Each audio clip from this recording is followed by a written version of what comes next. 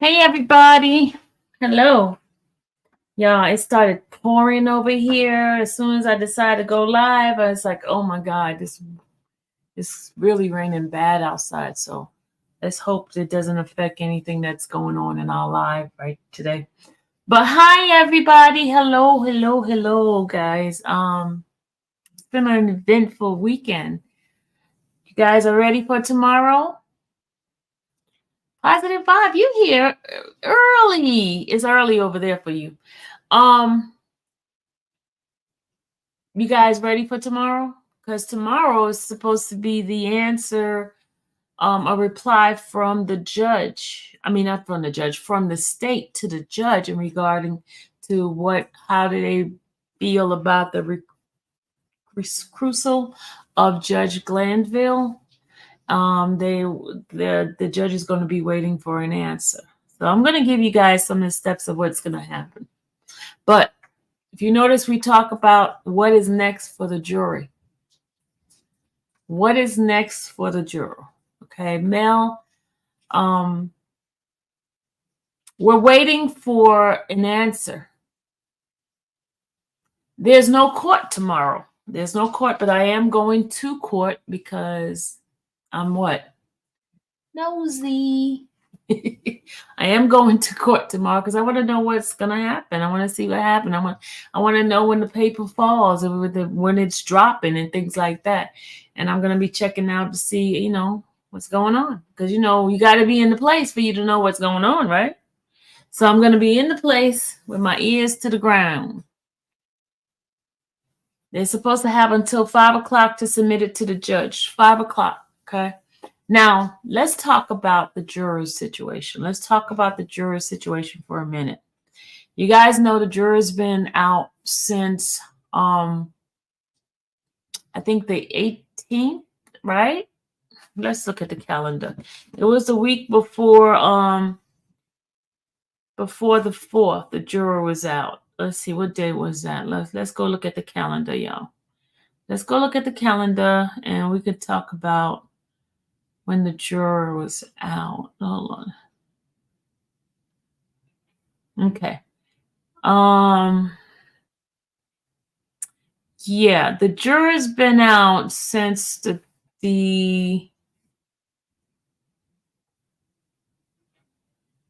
19th, right? Was it the 19th? Was it the 19th? What day was the jurors out, y'all? Was it the 19th? Because it was that when, hold on. Because we had the 27th and 28th, we were off.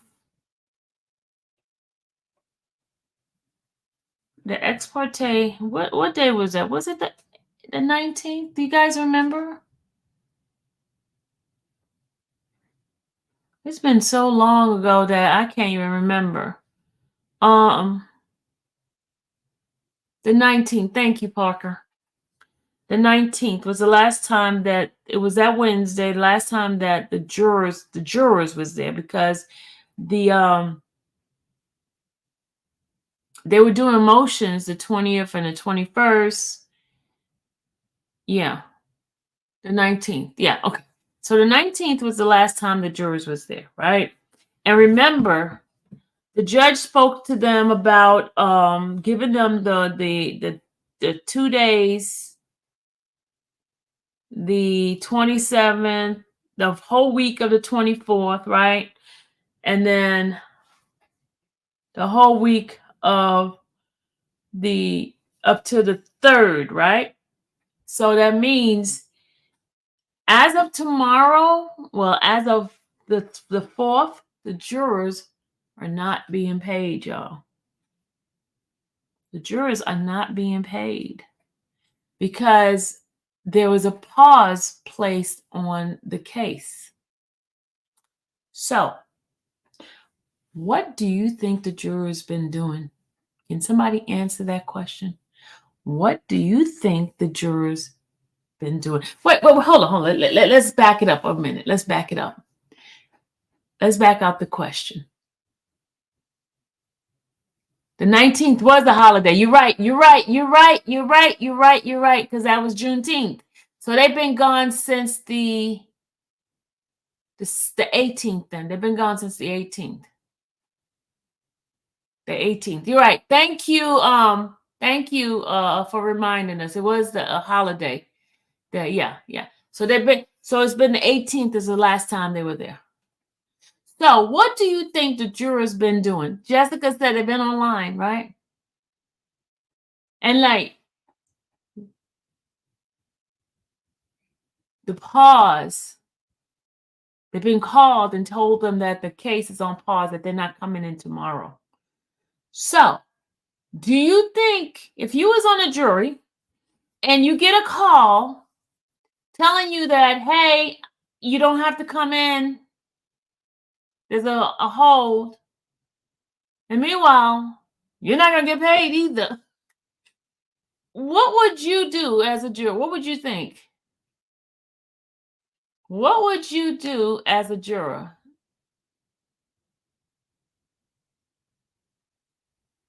No, they can't work. I don't know. I've never experienced anything like that, Sheila. I don't, Sheila Renee, I don't know.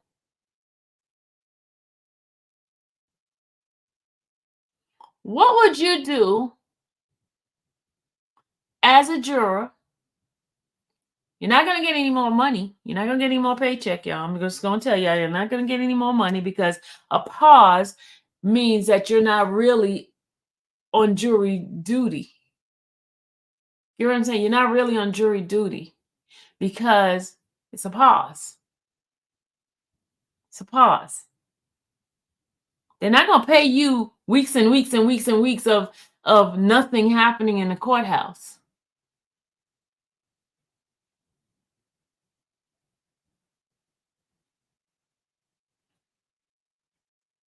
Now, here's the question, y'all. Here's the question. Now, let's say everything gets settled. The judge don't recruits, whatever that word is. Don't get removed, right? Say, let's just doing a scenario right now. Say everything goes back and the judge does not get recruits and stuff like that. Say the jury come back, right? Don't you think it would be an obligation of the judge to ask the jurors? Did you guys hear anything? Because you know why now, y'all? We have a tainted jury pool. You think they didn't hear anything? You think they're gonna tell the truth and say, hey, we heard that they were asking you to be removed. We heard that what's the name's friend got killed. We heard. Do you think they're gonna tell the truth, y'all?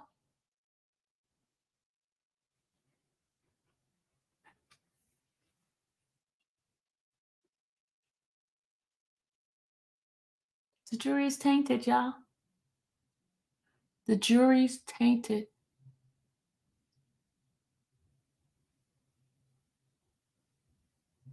The jury's tainted. Yeah, do you really think the jurors don't know what's going on?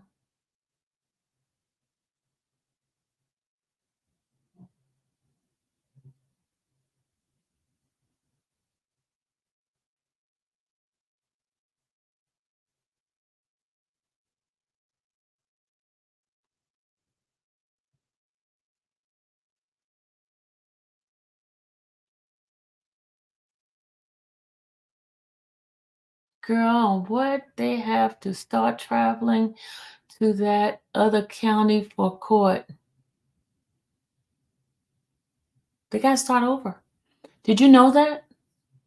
Still, will you get to court? Yeah, I'm going to go to court tomorrow. Yeah, I'll be going to court tomorrow. They've been seeing Woody all over the place because they've seen Woody in court. They've been seeing his picture all over the place. They've seen memes, and don't tell me that they're not going to see. They haven't seen any memes of Woody, y'all. Come on now. Come on, y'all. We're in class now. Come on. Give me some feedback. Let me put the link in here and have a conversation with you guys. Because I'm helping you guys to put your thinking cap on, okay?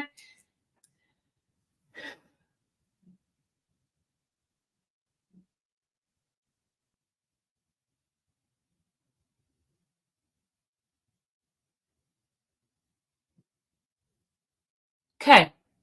You got them messing with the money, right? They're not getting any money as of, the couple of weeks coming up. And listen to this, y'all. This month here is basically gone. You get what I'm saying? This month, because if they come back, right? Judge Rachel, they have to have a hearing on this, right? Judge Rachel Cross says says she stays on there, and they got to go through the motions of this whole thing. She can't just come in and make a decision like that. They have to go through a whole process of a motion being read and witnesses coming in and saying this and that. It's gonna have to be a whole hearing on this.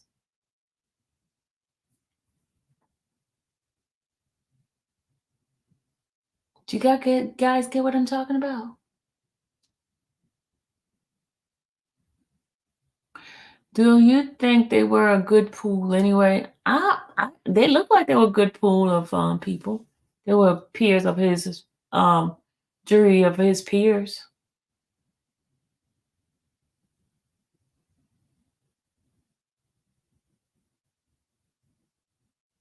Exactly. Kay said that they've been in festivity events. They had Juneteenth going on. They had 4th of July going on. They had all this stuff that they've been with other people, family members, and somebody must have said something. And let me tell you something. They were not living underneath a rock, okay? And remember the age range of the people that were on the jury. They have not been living under a rock. Somebody said something to them, even if they're not looking at it. Do y'all really think?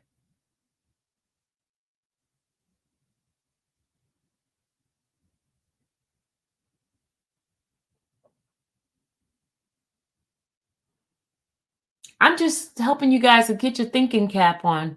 Yeah, I bet you didn't even think about that kind of stuff. Did y'all think about that? Did y'all really think about that?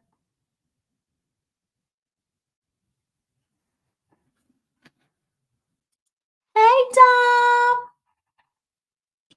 Yo, What's what's up? going what's going on? How are you? I'm great.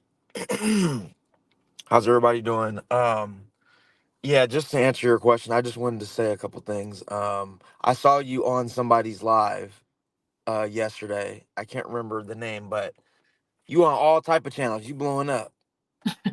Thank you. It's crazy. But Look, we still got our work to do now. We still got boosty work. We ain't I finished know, that I know, yet. I Okay, you know. gotta be out there today, this week, sir. I'll be out there. I'll be at Boosie's court date this week. Um but yeah, as far as the what's next for the jury pool, I absolutely feel like it is tainted. Even prior to this incident with the whole ex parte meeting, they still were tainted. In 2024, it's hard not to imagine if you're on the jury and then you go home, you're not gonna be checking your phone. You know what I mean? And even if you're just scrolling through Twitter, it's gonna be trending. Things are just naturally gonna pop up in your feed because your phone's listening to you. So if you're talking about even if you're talking about a restaurant, PF Chang's, right? You might see an ad scrolling through Instagram, the next day because the phones are listening to you. So my point is that the jury, they definitely are able to see that, and now if they're able to see, I mean, I feel just being as a human, if you were on the jury pool, um you would see that certain things are just right, certain things are wrong, and now if they feel that one way or another, that's another thing, but I definitely feel like they need a new jury for sure. They need a new trial, and that they would have to select a new jury. So that's how I feel about that. I agree with you. I agree with you 100%. But I mean, I don't think we ever thought of that, with this whole thing that's happening right now. It's been all over the news. Right. It's hard not to, and it's there's so much going on in this trial. It's not just, a typical trial. It's just all there's a lot of moving parts to it. I mean, people have gotten arrested throughout this whole trial, and then given the fact that it's been almost a year long trial, and it's still not even halfway done. And then you have this main issue now with the judge.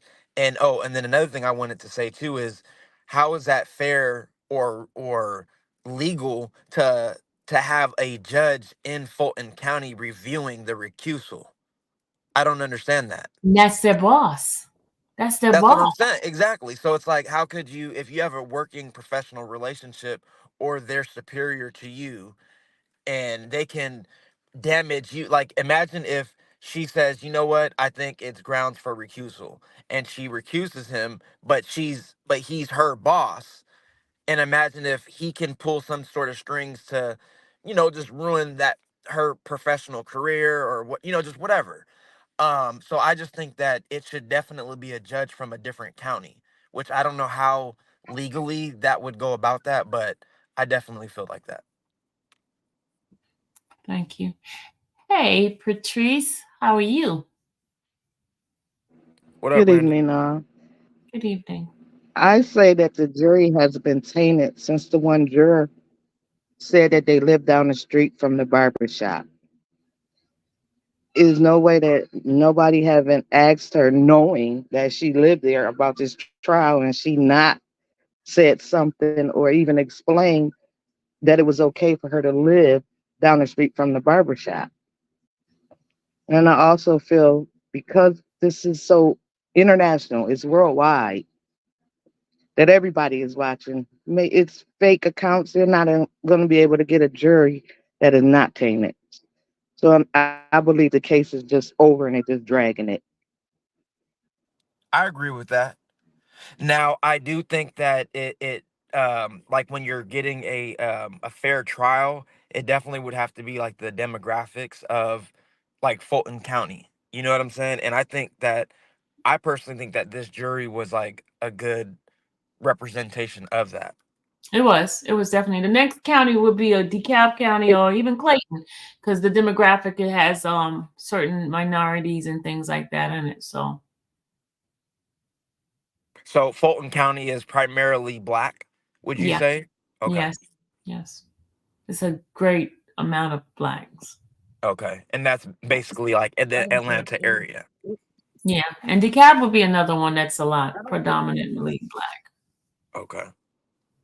I don't think Interesting. any trial in this United States is fair. I just don't think it. It's not fair. Yeah, I mean, I say yes and no. Like I for someone said the other day that, Young Thug is, in a way, he's lucky because, he's a celebrity, he's high profile, and he's wealthy, so he can afford attorneys versus someone, anyone on the street who can't So how afford do an we have attorney. fair if it's fair? It wouldn't matter if you have money or don't have money. It's not fair at all. It's not fair. If you have money, you go to jail. If you don't have money, you go to jail. You just have better representation with money. I mean, Thug is well known. He has a lot of money. I think he's really getting ready to get off because the state messed up from the beginning, even from Adrian Love's opening statement. It's no fair trials. You got money or you don't have money. It's just that's not fair in America. Right. Yeah. I agree. I think that there's a lot of underhanded stuff going on, and that's the issue. But if Trump wins, don't worry about it. He gonna get them all out of jail. Every YSL member, just because he don't Well, like Fanny he Fani. he can't get, because remember this is state. He can't do anything. He's fed. He Right, would be but fed. he'll find a way. He'll find a way, just like the Supreme Court just found a way and said that the president is above the law. Well, not necessarily. They just said that certain acts are unofficial. They're basically saying that anything he did while in office are technically official acts, but anything out of office, but they didn't specify it, which that's where the issue is, because it's so broad that it's just like we're gonna send it down with with instructions to the lower courts, and that's pretty much so. But he's But leading it's right now just like anyway. So the system is made for people to fail.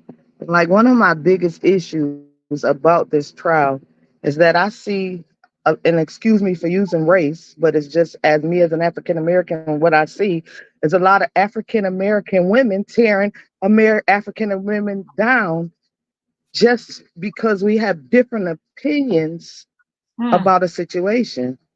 Like one that really hurts my heart. You have a lot of YouTube vloggers, bloggers, whatever you want to call them.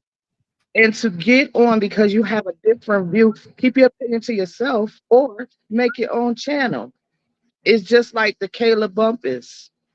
Everybody is trying to down her, and that lady was a stand-in. It wasn't like she was Woody's attorney. She did somebody right, a favor, and she did the best with what she had. But all you see is our people Bashing. tearing each other down because of a system that is set up for us to go at war with each other.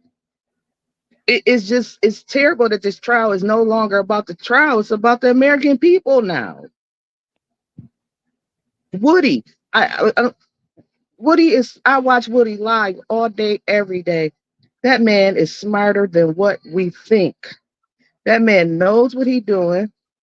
He's very in tune with his own life and never expected for this. But I always say God put people in places to shine, and the devil comes after other people. But it shouldn't even be like that. It's just these set of people, everybody that's involved right now. It's time for their light to shine, and every time we shine, the devil try to put it out. So as a community, this trial has put us at war again. So that's how I say it's not fair. It is no longer about the innocent or, until proven guilty.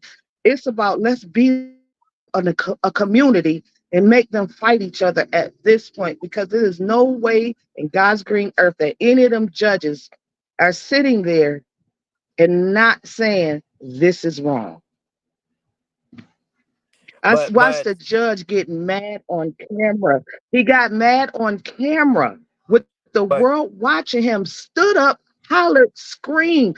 You got 5 minutes. If we even make a peep in that courtroom, we get locked up. But he can stand up and be very unprofessional because he had judge in front of his name. He has made a but mockery of the whole court system.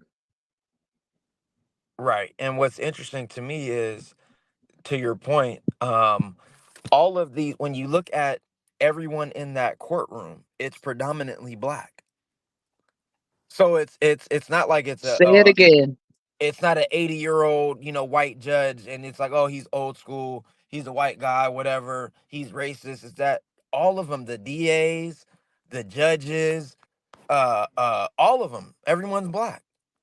So it's like, I definitely, but what I'm, and then to your point, as far as when I was saying a little earlier regarding the fairness and the what I'm saying is when you have money, you can pay for a defense. You can pay for counsel that actually cares about you genuinely. I mean, it's not about money because you can find genuine attorneys, but what I'm saying is if you just have a public defender, they have a whole stack full.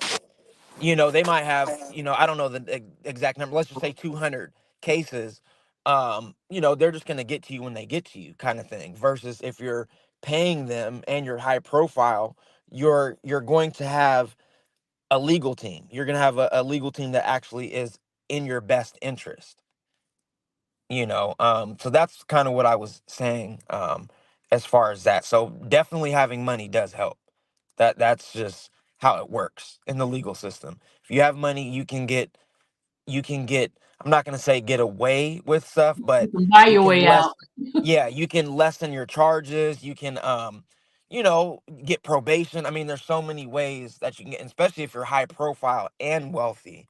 That's, I mean, you're getting away for sure with O- pretty much Okay, anything. so what do you say about Thug being rich and no bond? He probably has more That money will, than the judge that said no. well, yeah, Cause and so that's that's what where I agree it's with where that. they want to That use our money in America. It's not. It's where they want to use it. It's weird because this man, he's in there for 2 years. Two. He has all the money in the world, and he's still sitting in jail, probably in protected custody, away from people, and he has the money that would have got him out. So it's not always if you got the money or you don't. It's where if they want to use your money at that time. Okay. Wolverine. Good evening. Good evening. How you doing? I'm good. How are you?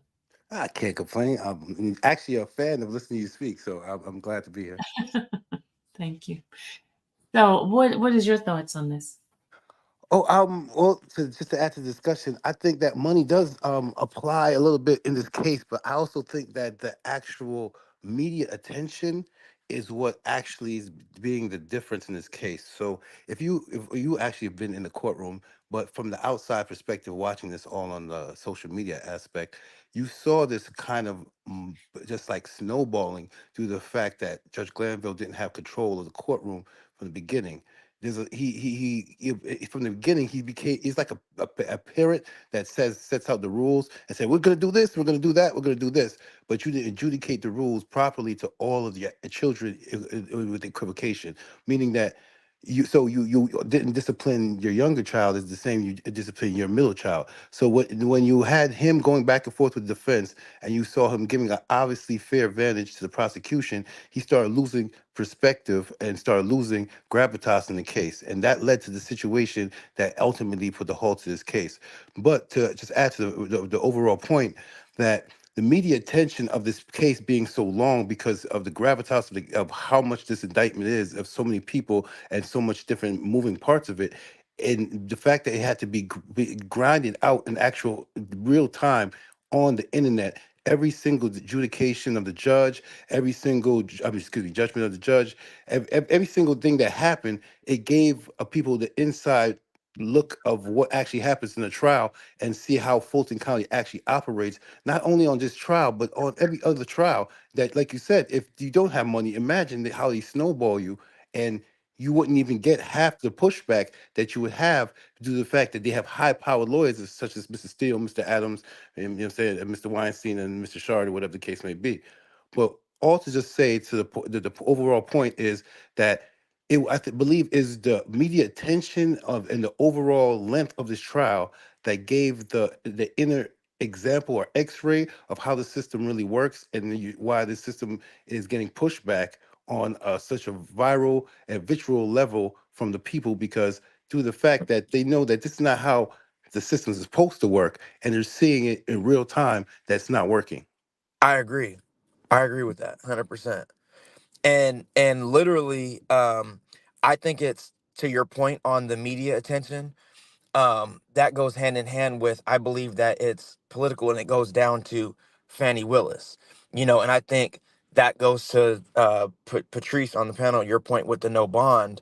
I think they intentionally did that so it would get more media, because imagine if this was a federal trial with no media coverage inside of the courtroom. It would be a lot different, and so I really think that, like you said, they purposely gave him no bond, and they knew that this would get, a lot of coverage, and then people in Fulton County could think like, oh, we're getting, 50 of these gang members who are committing all these crimes off the streets. Let's revote for Fannie the DA again. And I think that's purposely why she did that, as well as doing the Georgia election case with Trump. And I'm not a Trump person, but I believe that that's why she did those two cases, because of it. She knew it was going to garner the media attention on a worldwide level, Trump and this YSL trial, which would ultimately get her to get reelected. That's how I feel about that. I think on the ultimate level, Fannie Willis is actually trying to put herself in a position or posture herself in a position to be in higher elective office. So I agree. The problem with this case and probably with the Trump case is different because the Trump case involves more federal aspects going to it. But this case is different because usually when you have a RICO case, you have an ongoing crime. Right, so it's easy to have set a trail and saying, okay, this group was doing this, and this is how they got their money, and this is why we need to lock them up. But this was a bunch of crimes that was already committed and already got adjudicated by different judges. So that's why you don't have like a timeline in this case, and that's why it's falling apart so quickly. Mm. Makes sense. Makes sense. So, as far as the juror, Wolverine, what do you think? The jury? Yeah, what do you think? Because did you hear my statement regarding them not getting paid after tomorrow? And also, do you think that they have not a clue what's going on? I think there's no possible way that the jury's not tainted because you have the star witness right now that's still under oath, I believe, right? He's doing viral interviews, not only on his page, on YouTube, right, as we speak. So it's hard to not argue that the jury's not sitting there watching this. How can you not see this? I I I don't even go out of my way to see this, and it's on my timeline. So what does that tell you? That this has gone past the point where a jury can be non-biased, and the Yeah, fact you're not even getting paid for it, they I was checked just out gonna a long ask time that. ago. Do you think that they can be unbiased moving forward? Do you think they could? How is that possible when you have national coverage of what's going on with Steele, what's going on with the case, and this case has literally stopped or halted in the middle? And then, They and Agreed. then also, don't forget, his friend happened to get shot, and there's been all over the news saying a friend of Woody, the person that's on the YSL witness stand, friend has just because they put it together as if it has something to do with each other. Remember that? the connections on the local level is there because everybody's talking. Then it's already getting national attention, and then it's internet viral. So there's no way that you can argue that someone in the jury, at least one of the jury, has seen something that might have tainted their opinion of what either Woody can be saying on the stand right now, or anybody else that's actually on the defense side or actually fighting for their life. Because at the same time, it's great content, but these are actually young men who's fighting for their lives.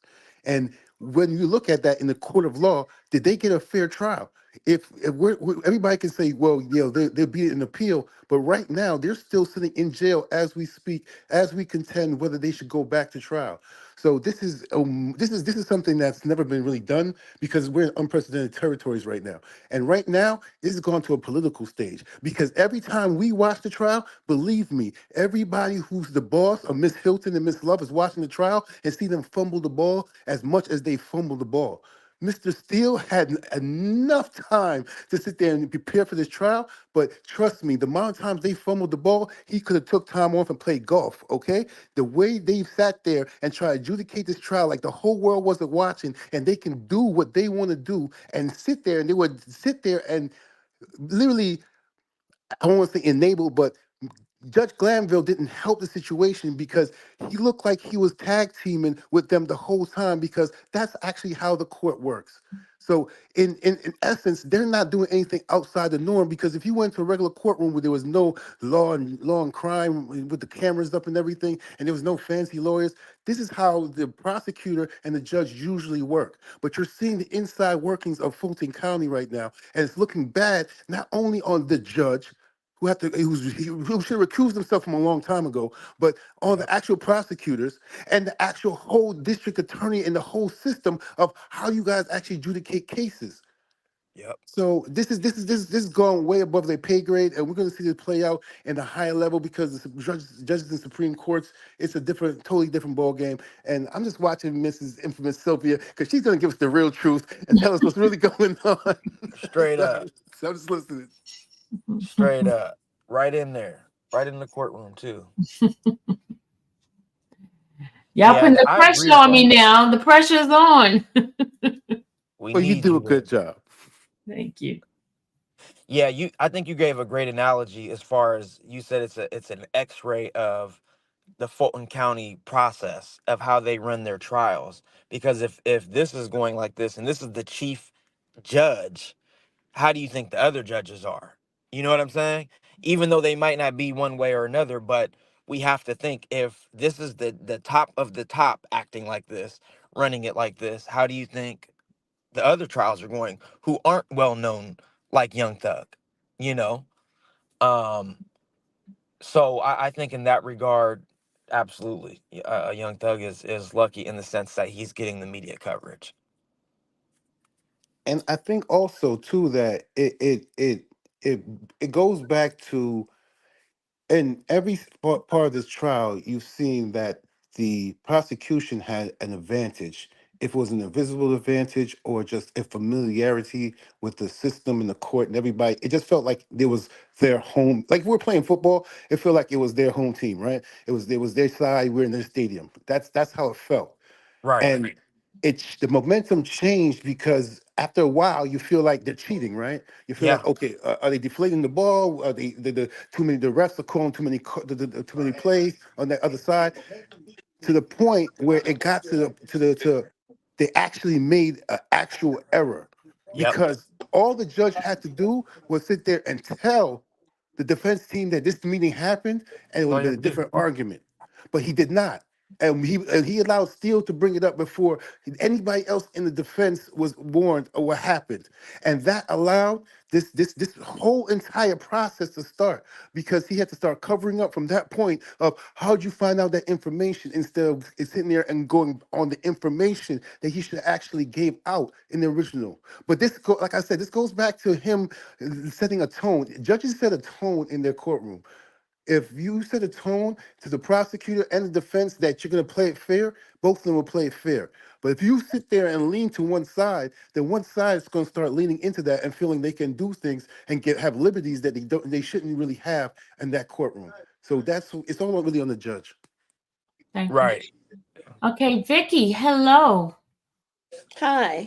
I just Hi. want to add I just want to add that it's important for us to think about what's going to happen as we move forward so this doesn't continue to happen. It's happening in a lot of cities around the country and it needs to stop. The power that these people have is just unimaginable.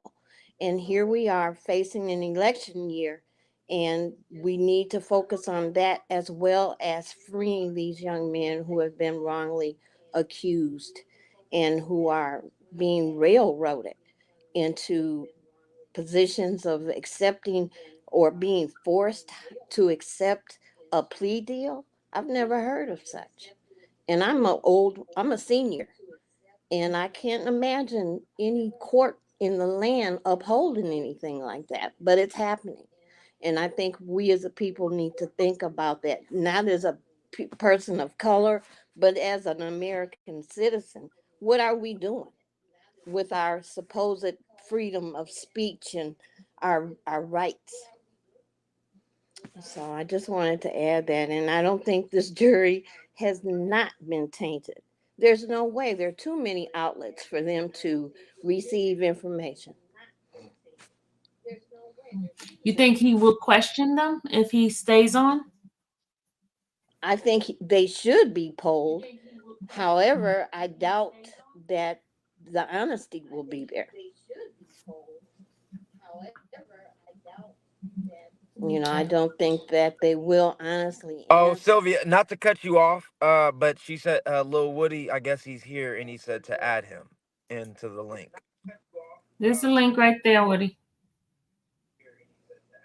And then Sylvia, I Oh, was gonna ask right. you, isn't because I'm getting conflicting stories since you're down there. Is it true that Glanville is having an election year this year as well? Well, he already got voted in because there was no opposing anybody opposing him, so he So automatically, he just automatically by default he won? yeah. Now when was that? Like there was no That other. was back in March.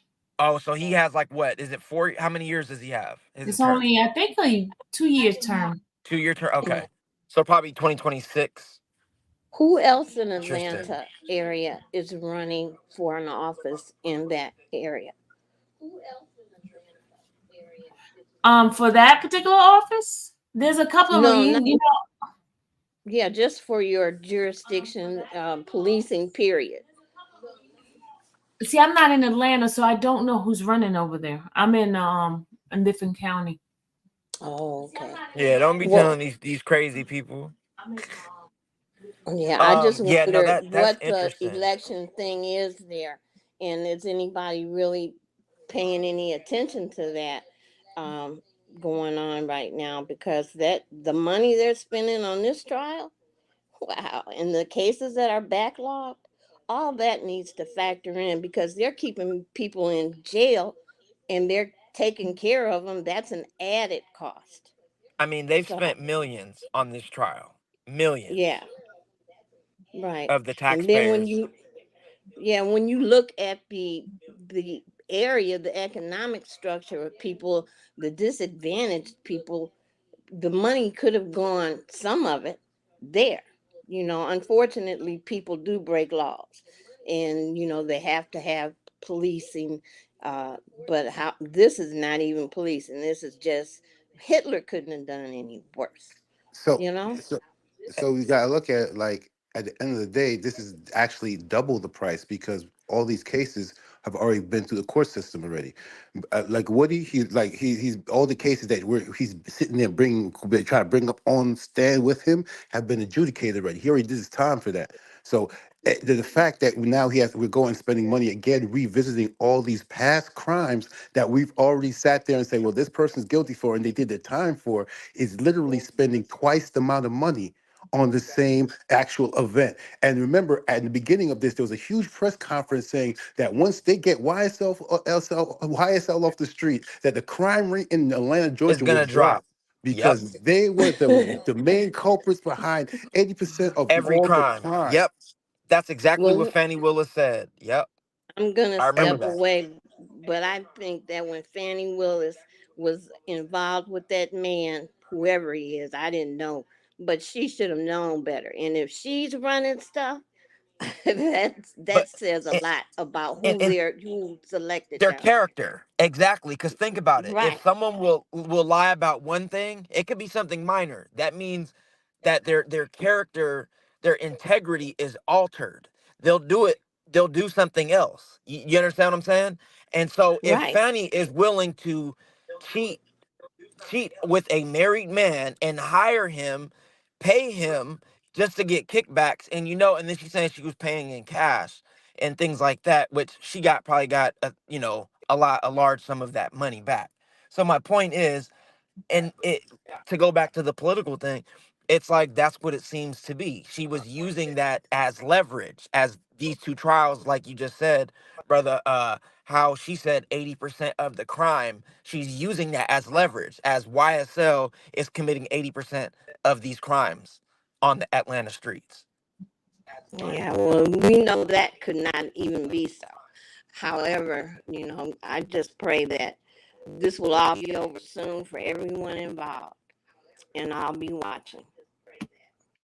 You all take care. Thank you, Vicky. As Appreciate you. well. I think it goes to the point that no matter what happens in this case, that you're going to see the inside workings of how Atlanta actually was moving in the judicial form and aspect towards his cases, and you're going to see a lot of shakeups and a lot of people who's going to retire after this case. I don't see that Miss Hilton or Miss Love actually going on to go be prosecutors in this system after this case. I believe they're going to retire, go into private practice, write a couple books of whatever the case may be, sort of like the OJ trial. I just don't see that it's going to be a good thing, even for for Judge Glanville after this case, because this case is really tainting a lot of situations, like even the fact that Georgia has a state RICO and how to use that state RICO. The fact that Fannie Willis took the time and effort to go out of her way to use the RICO in this manner and used it as a double prong. And we can look at it from a local aspect of her trying to sit there and say, okay, I'm going to ensure my job. But we can look at it as a future political move is saying, okay, well, if I secure the fact that I actually did something on a political basis that was publicized, that I did something for crime in Atlanta, I could use that for reelection. When I actually go for governor or go for actually eventually vice president or president, whatever her intentions is, then that plus the fact that I went and prosecuted Donald Trump, who's supposed to be the biggest criminal, you know what I'm saying, in U.S. history, according to, you know what I'm saying, if you what publication you read. So it was a two-pronged move, chess move, that's not working on both ends. And now we're seeing how it plays out when it actually happens in real time. Right. I agree.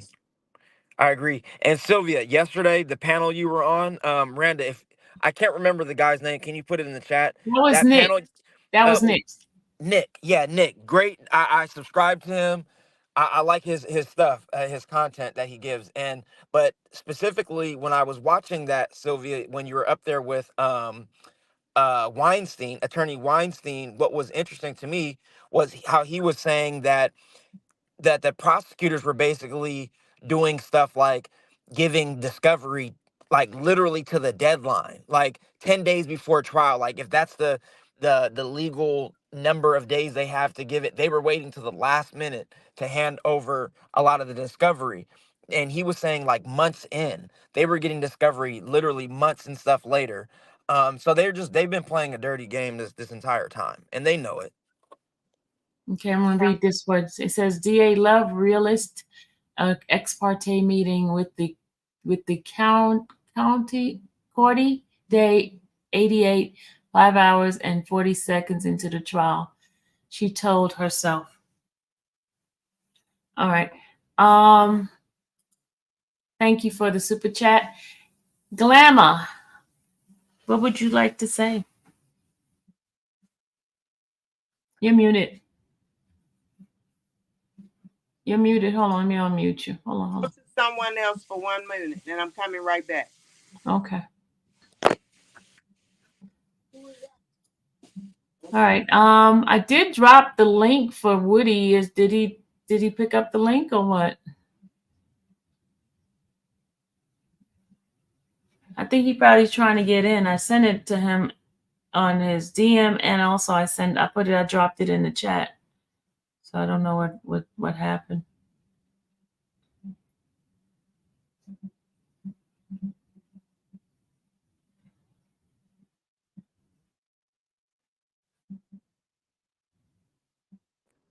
Reaper Keeper, exactly. They've been doing that all trial, releasing the discovery super late. And even the other day, they submitted something. Okay, so Sylvia, what happens next? So tomorrow is the decision of if he's going to be recused or not, or What happened is the state replies to the motion, whether or not they agree or disagree, in opposition or in agreement. So once they submit that, then Judge Rachel is going to make a decision on whether or not they're going to have a hearing. They're going to have a hearing on whether to recuse a Judge Glanville. So they're going to go through that whole process of the hearing. They're going to have witnesses. The judge is going to be a witness and all that. So okay. Now, what is the timeline of that? So tomorrow it's going to be a couple of weeks. This okay, month is not going to be any trial. Oh, okay, that's what I was wondering. So basically, I just wanted to give a timeline. So tomorrow is if the state is opposed or in agreement, and then once that happens, The it's going judge to going be to probably review. They're going a to 2 review week. all the documents and things like that. Because remember, 2 judges has had parts of it. You had Judge McAfee was one. He recused. Oh, right. And then you have Judge Belinda Edwards. She recused herself. Now, Rachel's the only one, Judge Rachel Cruz. She's the only one left over, and she's the one that's going to go over that. And we'll see whether or not she decided to recuse herself. And if it has to be recused, the jury is going to be disbanded. They're going to have to start over. If it's a That is just that is just so beyond me. If that happens, I mean, it's just that's crazy. Hey Jiggy, Good evening, Miss Sylvia. how you doing? I'm alright. Okay, Um, let me let Glamour first go, and then you can go. yes, Can ma'am. you hear me? Can you hear me, Miss Sylvia? Yes, I can. Okay. Hi, everybody. How y'all doing? I'm good. Doing I'm good. good. I just wanted to say that I'm a senior citizen and I watch Miss Sylvia every day. And I have a grandson that's been locked up since he was 13 years old. He's 30, he 30, 32 or 33 now. But this is my thing. We all know what Fanny is about. We are they already showed the world what she was about too. And I know half some stuff. Thug did something. All of those guys did something. We all did something. But everything that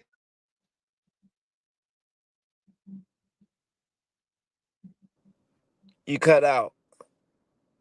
You cut out, ma'am. We can't hear they're you. saying that they did is too old.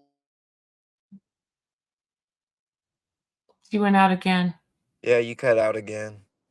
Like you're losing connection. I understand, Glamour, and sometimes I get frustrated with my connection too. Glamour, you're out again. I know that Thug did something and those other guys did too. But stuff from 2011, 12, 13, 14, don't nobody know what happened way back then. Don't nobody know. And they can't remember the stuff. So she was her, not only Fanny, that woman in New York, Tasha, for Trump. I'm going to tell you the truth. When they let them in and they start talking all of they big noise and stuff, I say, watch, something gonna happen. They're my black sisters.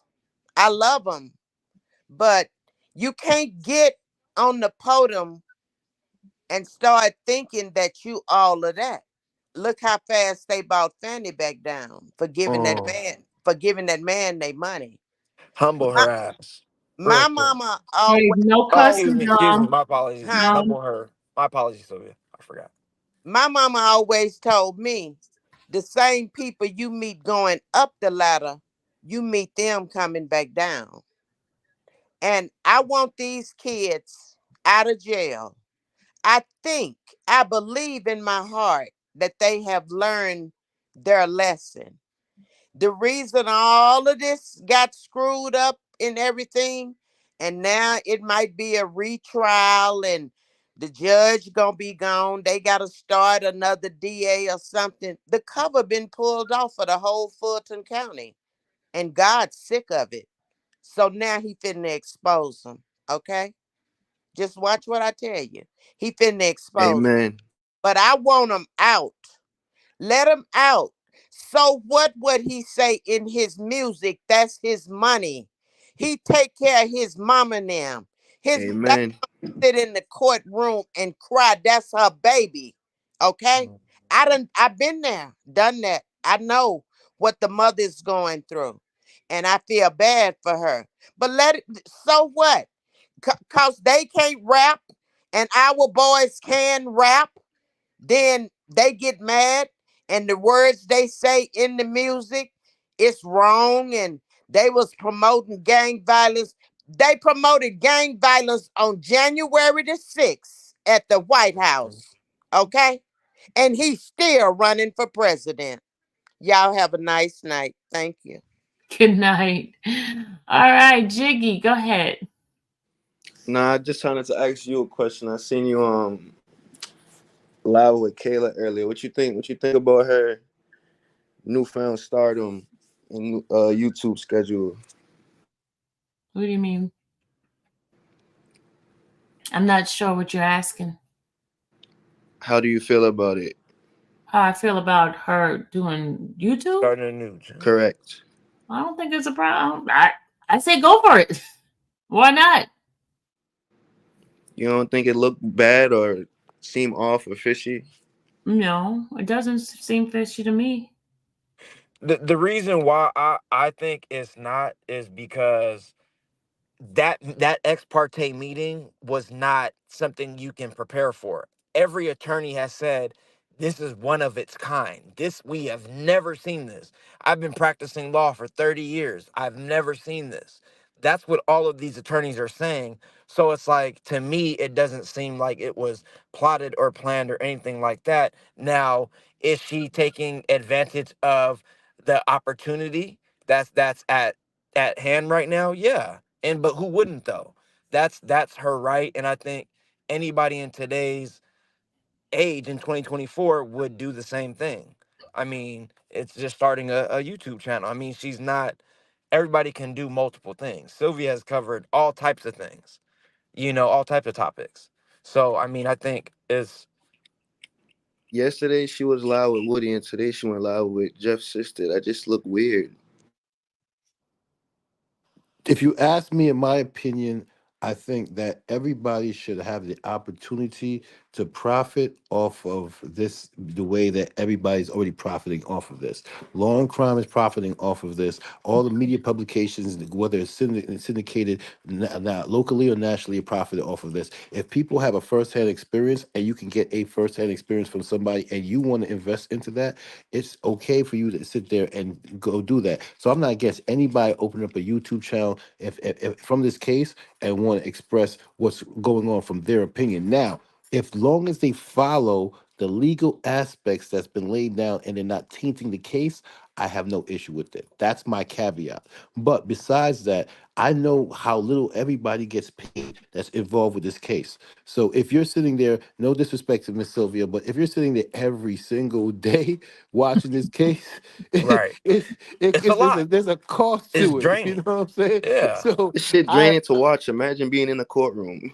and it becomes what we is like your job almost. So when you're doing that, then you deserve to get compensation, and you should be able to maximize that compensation in the best way possible, long as you're doing it with integrity. That's the key to everything. Integrity. How you do what you do determines what exactly is being done. Now, if you're being exploitive to the situation and you're taking the case and people's lives is at stake, then no, that's a bad thing. All But right, if I you're think sitting I there worded giving my people, question wrong because I really don't have an I'm issue with her sorry. YouTube channel at all. It's like the content. What is she teaching us or telling us? She's entertaining us. She shouldn't be doing this during the middle of a trial. Well, It's I no think trial going on right now. It's I the don't think. pause.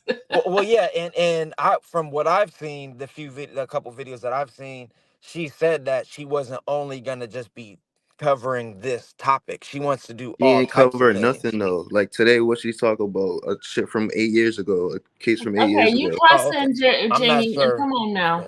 Yeah, So I'm yeah, sorry, I'm not sure. let's be fair. guys. Let's Yeah, be we can move fair. on. We can move on. I apologize. No. Let's examine this for one No, I second, don't and then want to we can go turn back. Miss Sylvia show So into let's be that. fair. Let's be I fair. apologize.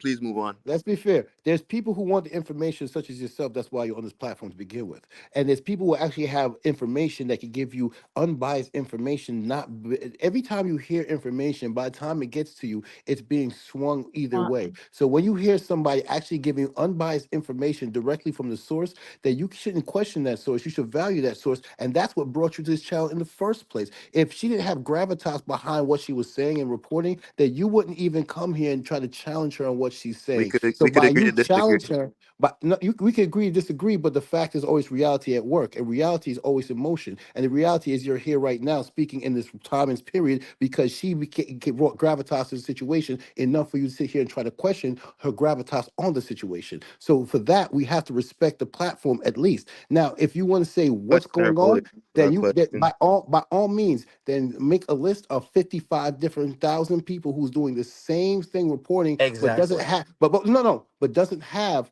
actual insight on the case of someone who's actually taking their time out of their day that could be done and doing anything else, whether it's personal or whether it's making them more financially wealthy, and sitting there bringing you back the actual true information from the source, and And, done in an intelligent way, from an actual intellectual way with integrity. So if the appreciation on that level is not being seen, then I don't know what to tell you, my friend.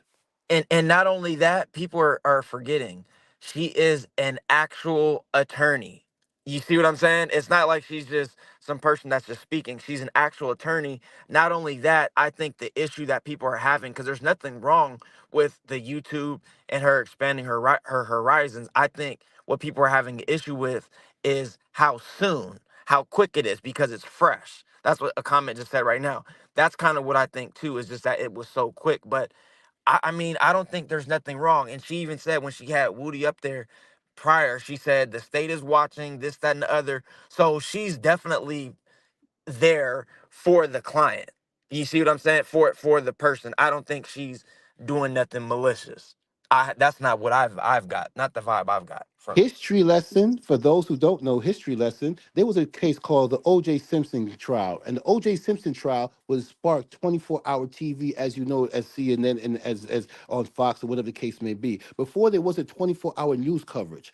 Ever so often, there becomes a case that go and catapults media to do more, and what happens from that, you becomes new entities that grow, that becomes trusted entities that you will invest in the future. It becomes greater entities. So at the beginning of everything, the advent of everything, you have to see what it is and then reflect on history. This happened already with the OJ trial. Media got taken to another level. Now it's happening now with this trial because something is happening in the judicial system that's adverse to what we're usually seeing. So when you see the spawn of different media outlets from this, you shouldn't be surprised. You should actually accept it and try to go through and see which one has integrity and virtue and decide to support that one because it's going to happen. That's true.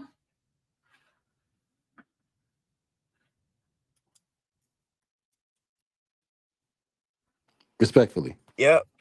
And also too, I think um it was just the optics of it all. You know what I'm saying? I think that's probably, you know, why Yeah, people. said the optics. Like I don't forget. I don't want to talk about it no more though. I'm sorry. I apologize. So why did you feel the way you did?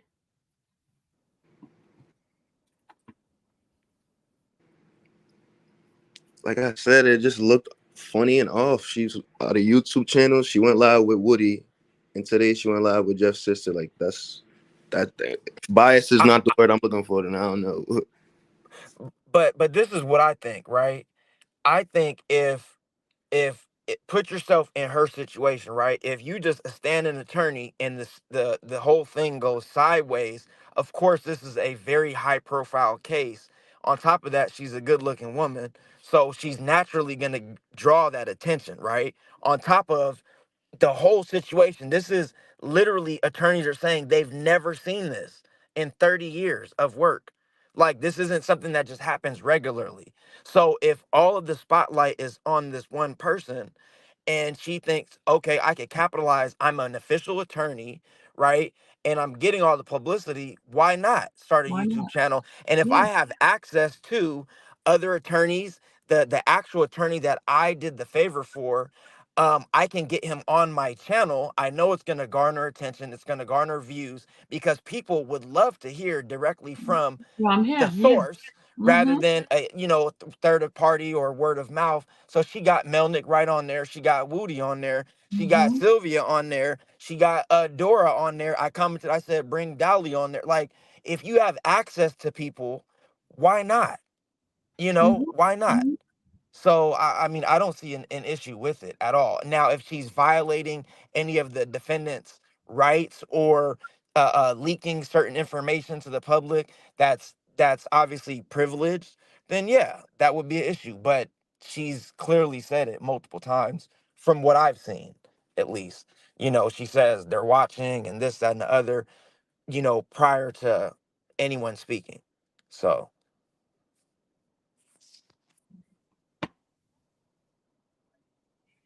I find it intriguing that as far as she's not actually a part of this case, that she was drawn into the whirlwind of this case due to the fact of this particular meeting that was so groundbreaking and I so mean, according to unprecedented. the judge, she's definitely a part of the case, whether she Well, no, likes no, it no, or no. not. Well, no, no, no, no.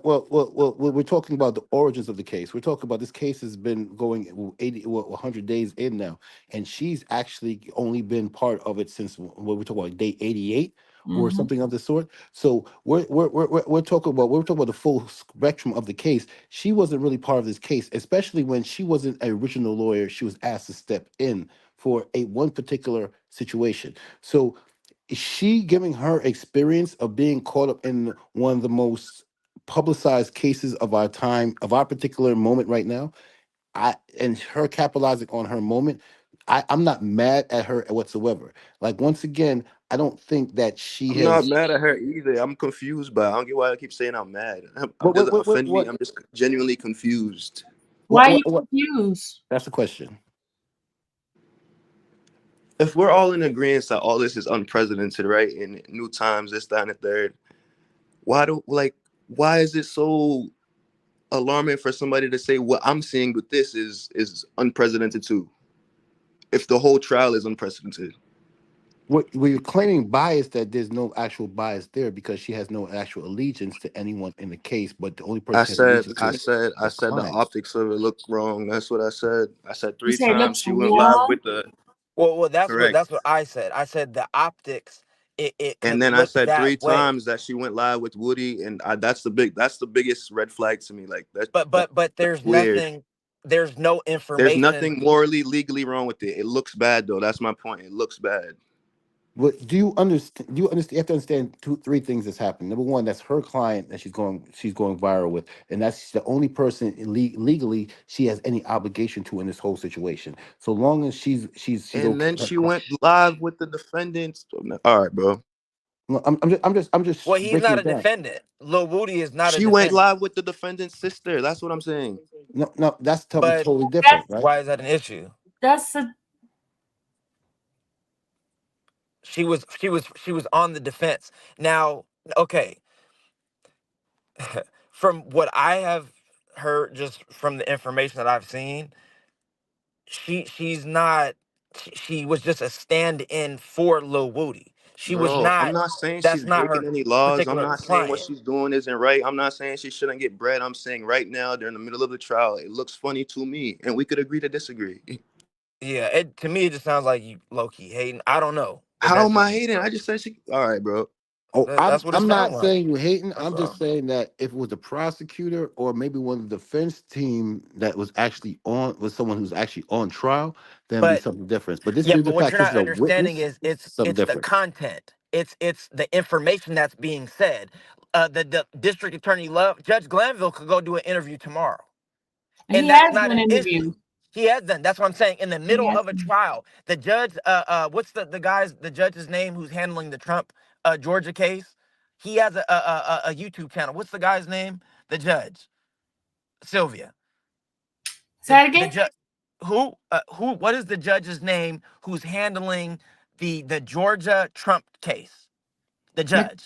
McAfee. McAfee, right. He's done interviews in the middle of all of that issue Mm-hmm. with You Fanny and keep all of that. saying that, bro. So, I'm not. but what the problem, what I'm saying is, it's what is being said, the information, the content. If it is not giving specifics on the case, there's no issue with it. So that's no different than someone starting a YouTube channel who just got spotlight, unintentional. It wasn't nobody's fault. It was just it happened She that got no thrown one in knew it. that they was gonna have that ex parte Respectfully, what have marriage. you learned from watching So that channel or brought new about the case? what have I learned? Oh, Well, I Well, learned Yes. a lot. I I learned. mean, I learned I've that. Go ahead.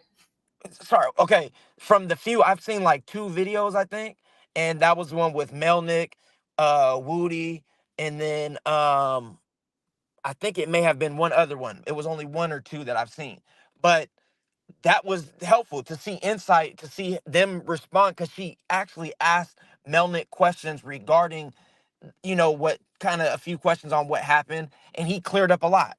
So that was super dope because we haven't heard from him since.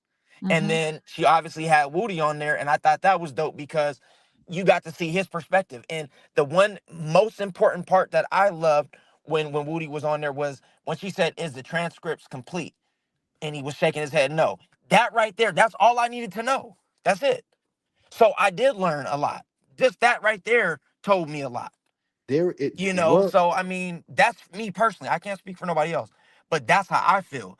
I see nothing wrong with it, and I would words say on if it was, paper. if I thought it was the problem.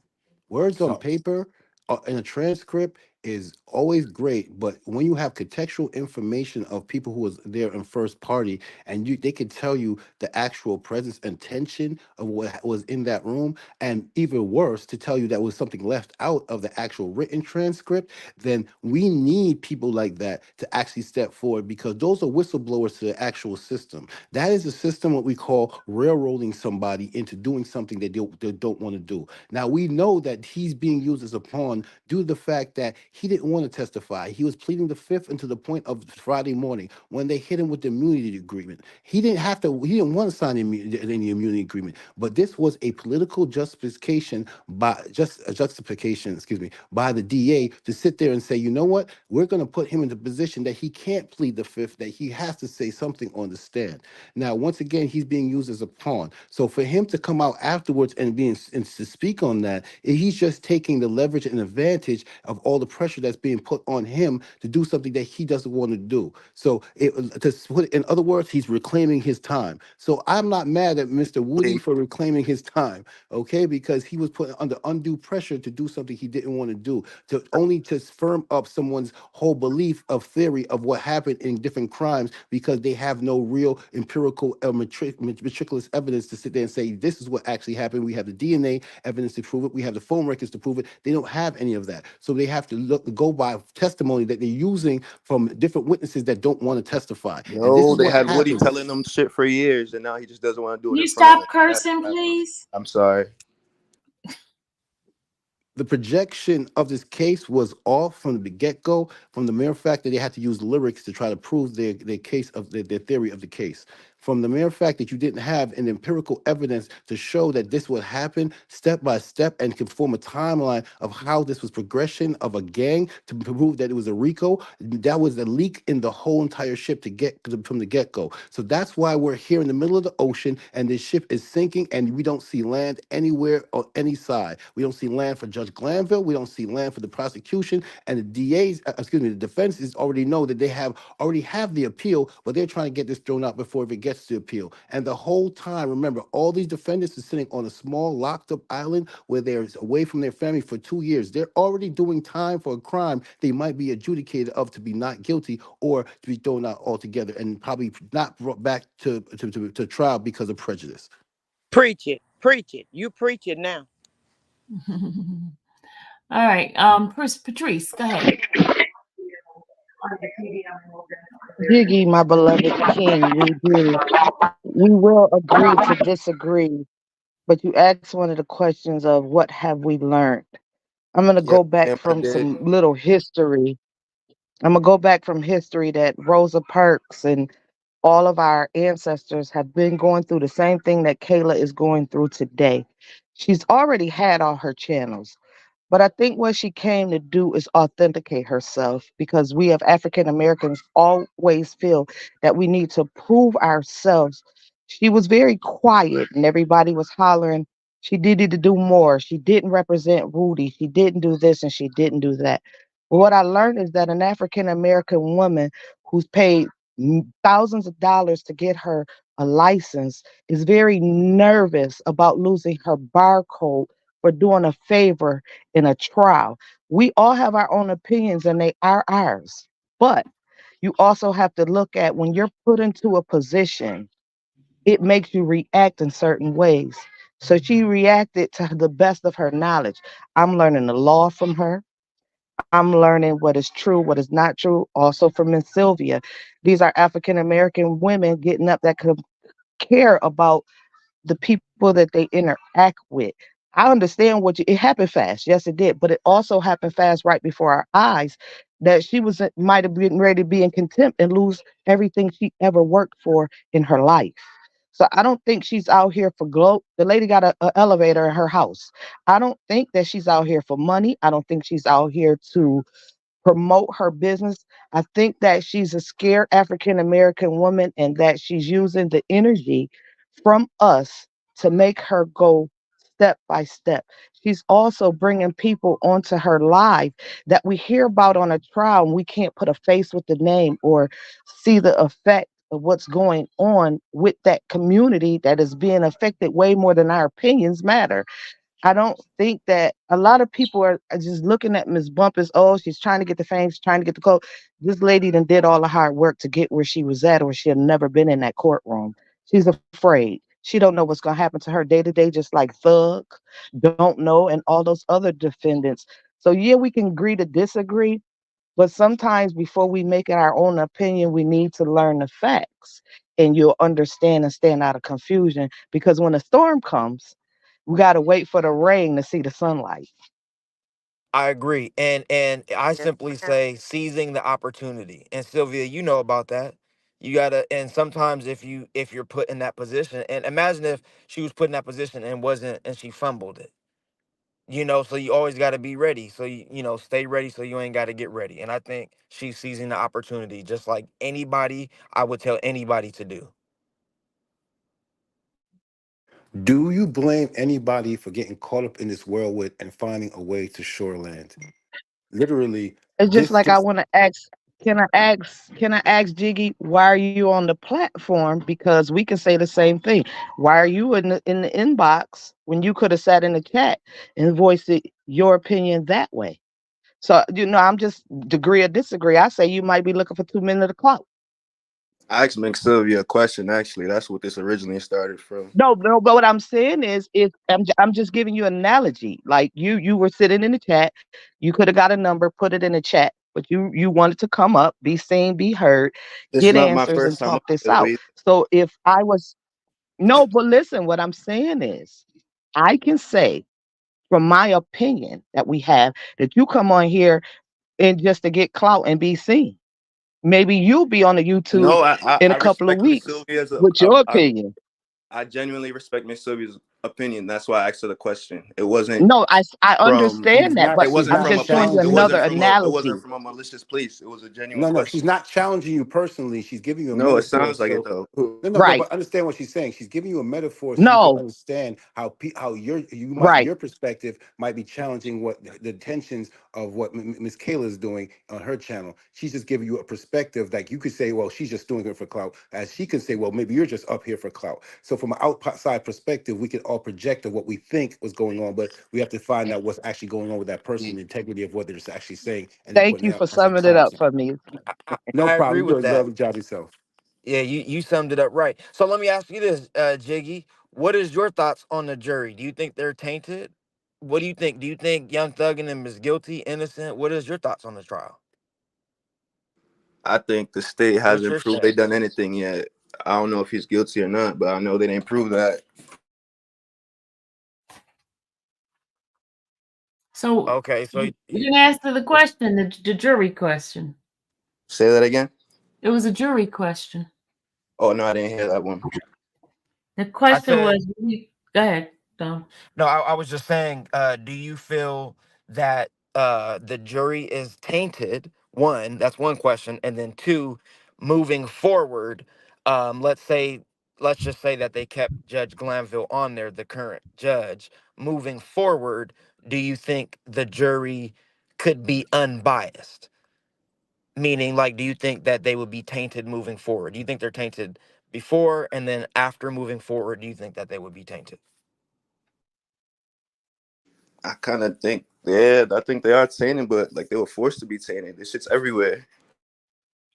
Okay, you and that cussing, you I'm like sorry, to, Miss Sylvia. I apologize, but I think they're tainted. But I think they was forced into that situation. Like Woody, if Woody was forced into that situation, then the jurors were forced to be tainted. Well, but how? What do you mean by forced of the jury being tainted? Like, do you think the All judge this is media, coercing them, or no, what not do the you mean? judge. I'm talking. You talking about? I'm saying if you're saying tainted, I'm talking about like Oh, just by they've seen it seeing all in the all over media too social much, so media, they can't have an unbiased opinion about it. seeing it all over social media is what you're saying, in the news and that type of stuff. Yes, sir. Oh, okay, okay.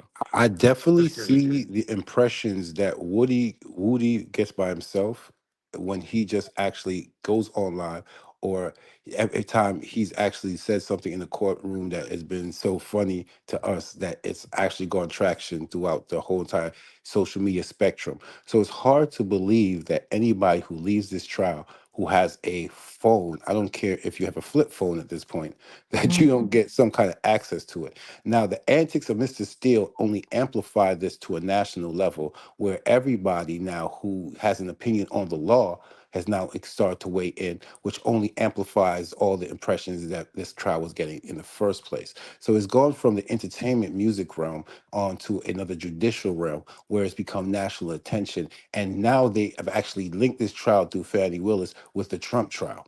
So now you're getting traction with every time someone looks up the Trump issue or trial, it comes up that Fatty Willis also has this trial going on. So now it's getting different kind of traction. So it's hard to believe that any juror out there has not seen some kind of glimpse of it, not even 1% glimpse of some outside information that might taint their opinion either way. That's so true. That is so true. So in other words, it's tainted. Tainted. So true. which is very unfortunate considering they're gonna have to do it all over again. Here's the next question. Do you think they're gonna do it all over again? Do you think that they're Actually, I take deciding? that back. I think it depends, like how long. It depends when we get the mistrial. Like that's gonna play a factor into if they try them again. I don't think they have the political effort behind them to do this again. So you think it's a big mess and financially they won't be able to recoup? Yeah, because Indeed. once you show this much judicial power behind one case and it goes this bad, you don't want to give it a second chance of it failing again. You kind of want to put it to bed. I believe that this is more is going to end in a bunch of here's a plea agreement, time served type of situation. You just plea out to this, we plea out to this, and it's going to be more minor charges. So that at the end of the day, everybody seems like they have some kind of win in the situation. If not, Fulton County is going to look like they took a biggest L, even if they have to go and retry the situation because they have to go and build up momentum again to do this. And there's not going to be a lot of momentum to do this after seeing how they conducted themselves during this trial. Honestly, I think just because of how much attention they receive now too, it's gonna be very hard to find 12 unbiased jurors that have not that know and that don't know anything about the case. Um, Sylvia, some several people were saying that you were reminding people about cussing and stuff. It's because YouTube will strike your channel, people. It's That's very why. strict now. It's YouTube strict. had No, I do became apologize. It's not on purpose. as No, no, of no. I wasn't April. talking. Yeah, I was saying Hold the on. As comments. of April 27th, YouTube have sent a new guidelines of cursing and saying the N word. You're not supposed to say the N word anymore, and they will not monetize. They will take the video down and things like that. They're very strict. You guys know one of my videos was taken down already of some things, and then a couple of things I've done. You remember the one I just did with Seti and Woody? That video, they send me a message that it's not allowed. So even though it's up, it's not being monetized at all. It's crazy how you go to the music side of it and they have no problem making billions of dollars off of people and Right. music saying the N word, but they was going to stop, I'm saying, people They from censor you. They it, literally censor you. it's just crazy, but I digress. Go ahead. I'm sorry.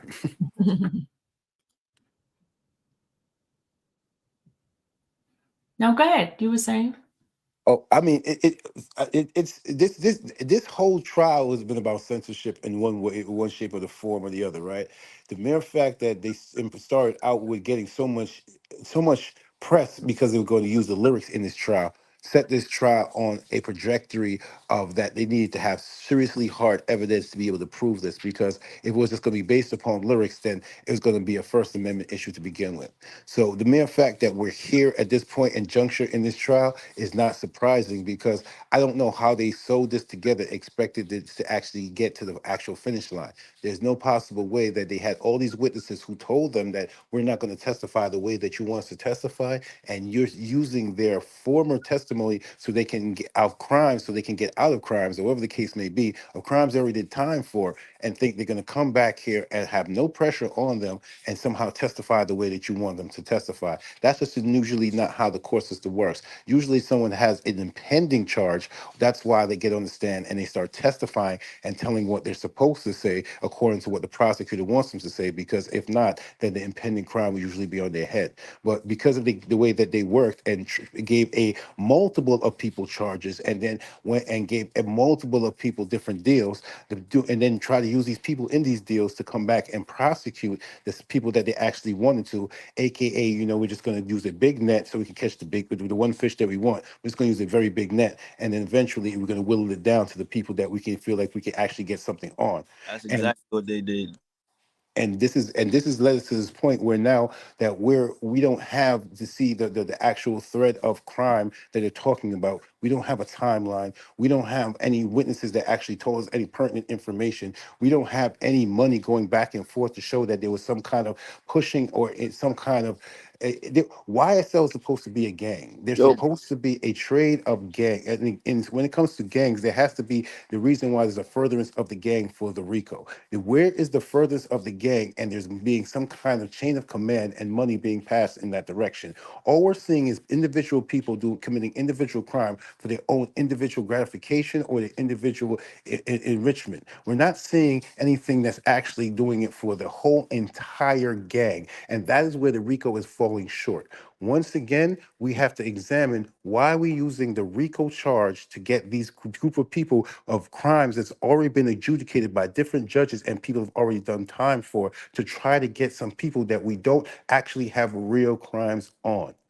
And that's where this case is faltering at. And that's where this case is always going to falter at. So whether Judge Glanville comes back or they get a brand new judge, and it's the brand new woman judge they say is going to be there, that's actually a nice person, but we're going to find out. And no matter what happens, this case is not going to make it to the finish line, because there is no real timeline. There is no real constructive crime going on here. They don't have any substance behind their case. They have a lot of surface conjecture that they put together, and a series of conjecture only leads to just you sitting there saying hearsay of what you thought, but does it actually come to an actuality of this is an actual ongoing crime they in have a furtherance of the a hair gang, song lyrics. That's it. in my opinion. All right, Dwayne, welcome. All right, what's going on? Can y'all hear me? Yeah, we can hear you. Yeah, we can hear you, bro. I just got a question. I just want to know if they was to restart the trial, would they ever get a fair trial? I don't think they'll ever get a fair trial if it was I to go think back it's impossible now. Well, you But have to also, don't mute you also think? you have to mute I your don't think thing it's because it's making impossible. a lot of noise. Oh, I'm probably too close to. Okay. All right, go ahead. Let them answer your question. Dom, were you trying to answer the question Which question was it? about the fair trial? Do you think they're going to get a fair Oh, trial if they oh, decide to restart it?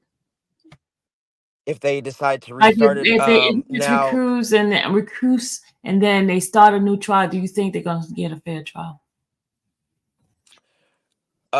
I think it'll it'll be difficult just because of based on the high profile, and then I don't know, like me and you were talking about earlier on the panel, as far as what other county they could move it to, because we have to keep in mind the current judge Glanville is literally, for people who don't know, the majority of us know, but he's the chief judge. There's no one higher than him in Fulton County. So they would have to literally they would have to move this trial, excuse me, to a completely different county in order to get a different judge and start the whole process of, jury selection, and then it has to have the same demographics. I don't know if you were here earlier. We talked about this. It has to be the same demographics. They couldn't just uproot this trial, like start a new trial and put it in in the Hamptons. You see what I'm saying? I don't know if it is, but let's just say a predominantly white, upscale, rich, wealthy area. You couldn't pull jurors from there, just from that particular area, because they didn't grow up in the same circumstances. It's not the same demographics of people. Um, um, They were moving to Same DeKalb County. jobs, same ethnic background, all of that. It's all different. So it has to be similar to Fulton County, which, according to Melnick, he was saying, I think Saginaw, Sylvia, I think that's what he said. He was Savannah, talking Um, about Savannah. Savannah. Savannah. That's what it was. It was Savannah. That's correct. Savannah. And then you were saying earlier that what was the You one? have DeKalb County, you have DeKalb. Clayton County, you have Clayton County would be the preferable one for the prosecution because of how they conduct themselves judicially. But for the actual defense, DeKalb County would actually match the demographic and would be the preferable one for the defense. And if you know anything about DeKalb County, that's for all the music fans out there, that's when Gucci Mane says Zone 6. So Got you. it's a different area. It's a very affluent area, but it's a heavily black area. And per capita, Decatur is probably the richest black area. You have the richest black most excuse me. You have the most richest black people in per capita Decatur area in DeKalb County in the country. So if you could check the Google on that. So What about there's a Savannah lot though? of What Savannah did you I say just is about Savannah? Savannah is got one more also question. that, I'm but not Savannah has a different demographic. Like when you're looking at Atlanta, Atlanta makes money, and DeKalb County makes money as well. Savannah makes money, but they also talking about someone they're just totally out. Savannah is like maybe I think 100, 200 miles away at least from Atlanta, and DeKalb County is literally on the other side of Fulton County. So when you match demographics, it's more comparable in demographics when you look at DeKalb County in comparable to Savannah. Then because it's still part of the whole Atlanta, and you can't say that you can't get people of the same ilk that would be in the Atlanta jury, that you can't find them in the same DeKalb area the same way, because DeKalb has areas that has its struggling areas as well, but it has very rich areas as well. Just like Fulton County has very rich areas as well. If you go to Buckhead, Midtown, but they also have the West Side where you find that there's still areas that's up and coming and struggling.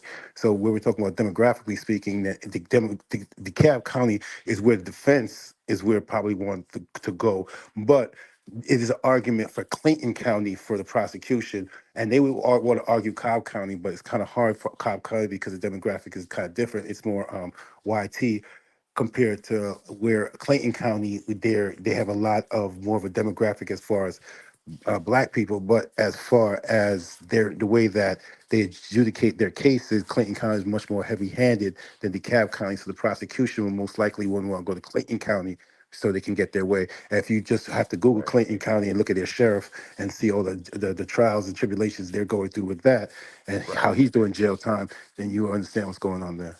That's oh, the right. Wow. sheriff is doing you say Clayton County. Oh, you talking about okay. That guy. Yeah, there's several. Um, um, Sylvia, Shan, I just wanted to clear this up really quick. Someone in the chat, Shan Wison said, "Wait, so is he chief of the Supreme Court judges?" I hope not. No, No. he is chief judge in Fulton County, so just that county. There's no judge higher than him. So that's what I meant to clarify. So go ahead. And I can't say this in a humorous way. I knew it was going to be an issue as soon as I knew that he needed a support dog. If you can't have go through a Right. trial of this long, of this magnitude, and need a support dog. If you watch the OJ trial with Judge Ito, he didn't have a support dog. He looked confused at times, but he didn't have a support dog. No I've disrespect never to seen a Glanville judge or with any a pet dog. lovers or anybody who needs a support dog. No disrespect, respectfully to all that. I said this in a humorous way, but I'm just saying. I saw that point that felt like this trial was going to go the other way, and I was not wrong. That- That's Mm. crazy. Yeah, I was shocked too. And to me, that's what also seems like all these little comfort breaks. He tries to we have a security issue at this point in time, or at this point in time, we need a comfort break for 15 minutes, and then it turns into an hour and 25. Like, I think he's doing that specifically for his dog and that sort of thing. I You think think that it's a shows. dog thing? I'm sorry. Go ahead. No, I was gonna say you think it's a dog thing. I think it's a lack of control and shows that it just keeps bleeding on. Once you start running a loose ship and people start feeling like they could do what they could want to do, then this is the problems that erupt inside of a courtroom. And Judge Glanville was not keep running a tight ship just by timing alone, just by how everybody was conveying it. When he had to stop there many times just to sit there and scorn both sides of the prosecution and defense on how they were sharing information, and it usually came down to the prosecution was not sharing information as openly as they should, and was waiting to the last minute to give the defense information that they had to go over review and make sure that it was, I guess, good for their clients as well.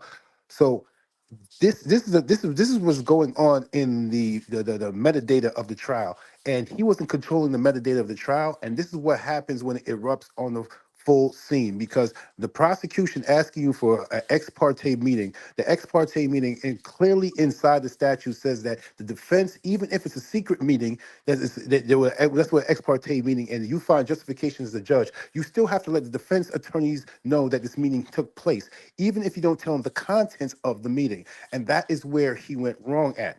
And once again, he has no justification for that. And he got mad at the attorney Steele for bringing that up. So that's why we're here. And that's why it took 3 weeks. Because if you knew there was nothing wrong, why didn't you release the transcripts right then and there, that same week? Or, because it takes time. They could have got those transcripts out a few days later at the latest. It didn't take 3 weeks. He knew he was caught. So, but it was like, and then he tried to like backtrack too. But it was like, well, if you would have done that from the beginning, or just alerted Brian Steele or Sharp or any of the defense, then we wouldn't be here today. So, do you think that he caught the state off guard with the whole Yeah, rule that he just did? absolutely. Okay. Absolutely. Because Sylvia, remember, even when Glanville got attorney Brian Steele, Young Thug's attorney, lead Mhm. attorney, in contempt, and they are, were arresting him and sending him to jail. Even corrupt Miss Love's annoying self was basically pleading with Glanville to not do that. She even knew that that was a bad idea, to not take, don't do this. And he still went ahead and did it. And so that's to answer that. And then what else someone said, and I'm gonna let you guys go, was that I also think that because prior to this YSL trial, I guess Judge Glanville had, a stellar reputation. But I think what happened was, a lot of times when people get to power, it gets to their head. And I Right, think that's what happened here. I think right, he's just abusing it. It's just that right. simple. So That's all it is. But he ain't gonna step down. What he should have Well, done was I'll sit tell there you and what. brought them to his chambers. If he did this in open court, and that was his biggest folly. He should have stopped right there and brought all the attorneys in chambers. Soon as he figured out that somehow something got leaked from his chambers, he should have stopped what's going on, bring all the attorneys. They always have those little meetings where they turn off the microphones, they go stand in front of the judge. He could have brought everybody inside the chambers, and they could have had all the expression then and there. But he decided to do that inside the court, and then when as soon as Steele kept going on and on and on the record, now you have to keep addressing everything that Attorney Steele was saying on the record. So that's where he created his problem. He should have went Hey, off the record and brought him to his chambers and discussed the matter from there. hey, Miss Sylvia, how you doing today, Miss Sylvia? I'm good. How you doing, Tab? Go Okay, ahead. good, good. So I just wanted to chime in here. So I've been hearing a little. So I've been watching the trial since really day one. Me and my girlfriend, we actually been following it from day early. I mean, I'm talking about the opening when they was saying that a thug is truly humble under God. That's what the thug would mean, and so we've been following it since really the beginning. And I'll tell you what I've seen is I think that the Judge Glanville, I don't think that he necessarily kind of let the power go to his head. I think that the amount of pressure that state is applying him is really a lot. I don't know if he's been under this type of pressure. I mean, you gotta think having Miss Love in front of you, arguing emotion or arguing a stance. You He gotta was in the rule against that. military, bro. He served in the military for like 20 something years. Yeah, but this, Dom, don't I cut him off. have. Let him finish. Oh, Oh, sorry well, about I'll that. Go say, ahead. I mean, I could see that, but I also, that's a different type of pressure. You've got hundreds of thousands of people watching you and your decisions. So, I mean, you don't know what people are going to do under pressure. The pressure, you think about, let's say, athletes and stuff like that. Okay, you in practice, you play one way. But when you get to that game time, somehow you don't score that 30. You don't look as sharp. So I just say that's just a little chime in. I still have some other stuff. I'll sit back a little bit, let y'all kind of jump in. But I just think he's under a lot of pressure, man. When you never know what people are gonna act when they got that type of pressure. Love is a different animal. I couldn't imagine, working with her and having to deal with her and tell her no, every day. And sometimes, that probably wear on. That's all I want to say for right now. Okay, thank you, Tev. Go ahead, Dom. You were saying? Oh no, I was just saying that like I had, when the trial had first started, that was when I had kind of, Googled him and YouTubed him, just input his name, and that was when I had even watched he did an entire interview, um and he basically broke down literally to the basics of his daily kind of his day by day, um being a judge. And so that's how I kind of found out, about his stellar reputation. He served in the military, he's been to war, he was a defense attorney, I mean, all of these sorts of things. And so that's why I personally feel that I think, because he knows he's on TV, he knows he's always being watched, and he's the one being there, the legal referee, essentially, being the judge. And so it's his way or no way. I mean, really, that's what it is. And of course, the judge is always going to be a little bit more biased with the prosecutors and stuff. But with him, it's so over the top with him. It's just, it's unbelievable as far as how he talks to the defense attorneys, Brian Steele, Shart, all these. But he always allows, Love and Hilton to kind of run over him. And even if he makes a decision, they can basically talk him out of it. And so to me, that's a problem. So That's a problem. so Dom, right? To add to your point, because I feel like okay, I feel like everybody has a circle of colleagues that's watching this trial, right? So I feel like attorney DA Hilton, DA Love, they have their own circles that's watching this trial, right? So the judge, he has his circle watching this trial, just like the defense attorneys have their circle, and everybody gives their input inside what's going on, right? So we know the judges he probably has a couple other judges that he can confide in, that and they're sitting there talking, and they're gonna sit there and they're watching this just like we're watching this on a live stream. So they're sitting there giving the input of how he looks if every time he does something to them, right? And you can tell that by the fact that when everything started hitting the fan proverbially, started changing his demeanor, right? So even when he left chambers left to go in his chambers multiple times, we don't know if he was conferring with other people in his little judicial circle to sit there and saying, well, how is this looking? What's going on? Because we have to realize, right? All these people have their own inner circles, and all these people have people who are their bosses. Even though we don't think they have bosses, and somebody's watching and saying, they're saying that, look, you're making us look bad in this particular department, whether it's the judges, the DA's office, even you can tell by when Attorney Steele got his issue, how many attorneys came down from GACTO to come defend him? Why? Because they was all watching this live. And all Right. these attorneys, it was like the bat signal came out of nowhere, and Right. they left they wherever they were at, and they came in that hallway, and they were ready to go for on that side. So the DA is the same way. So people are telling Love when she's going so harsh because she's so personally involved in trying to beat Brian Steele at his actual game. She's getting so personally involved that she's losing herself in the case. People are saying that they thought that Hilton would be able to come back and draw it back, but unfortunately, Hilton doesn't have the professionality and the experience to be able to deal with even when she was sitting there going through with Woody, right?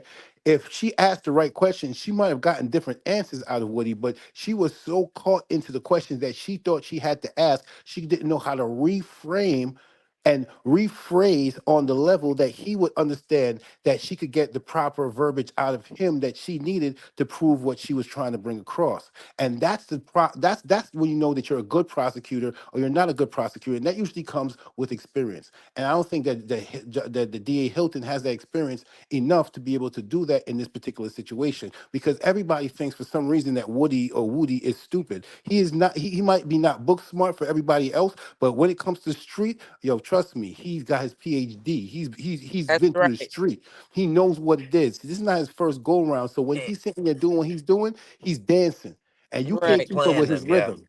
Yep. He's playing chess, not checkers, for real. Woody is a Well, professional criminal.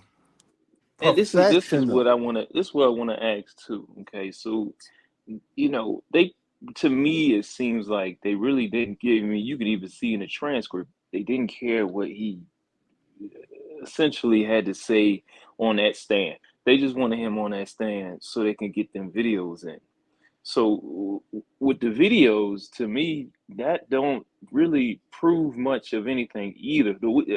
When I seen all of the videos that they trying to introduce, you got him saying something different, and then doing really dodging them and giving them. I know there was one video he was saying, uh, Thug gave me money to flash, then I gave it back, but only kept 1,000. Like what? So He's to doing exactly what he's doing on the stand. Is the same shit he was. I'm sorry, the same things he was doing in the interrogation rooms. see, so this is what I'm saying. And you got to me, the whole case is weak. I mean, when we talk about Rico, we talking about mob bosses. We talking about John Gotti. We talking Right. about Right. Spilatro. yeah, exactly, exactly. Right. And So you bringing Ricos on Young Thug, YSL, and them, to me is not enough. It's just not enough evidence right now. From what I've seen right now, maybe they got something else. They got two, whatever, 100 and some witnesses left. But you telling me star witness, and first of all, he's not cooperating, and then what you're bringing in behind that with the videos. That to me is not showing much. To me, that's just my input. Right. I haven't seen much here.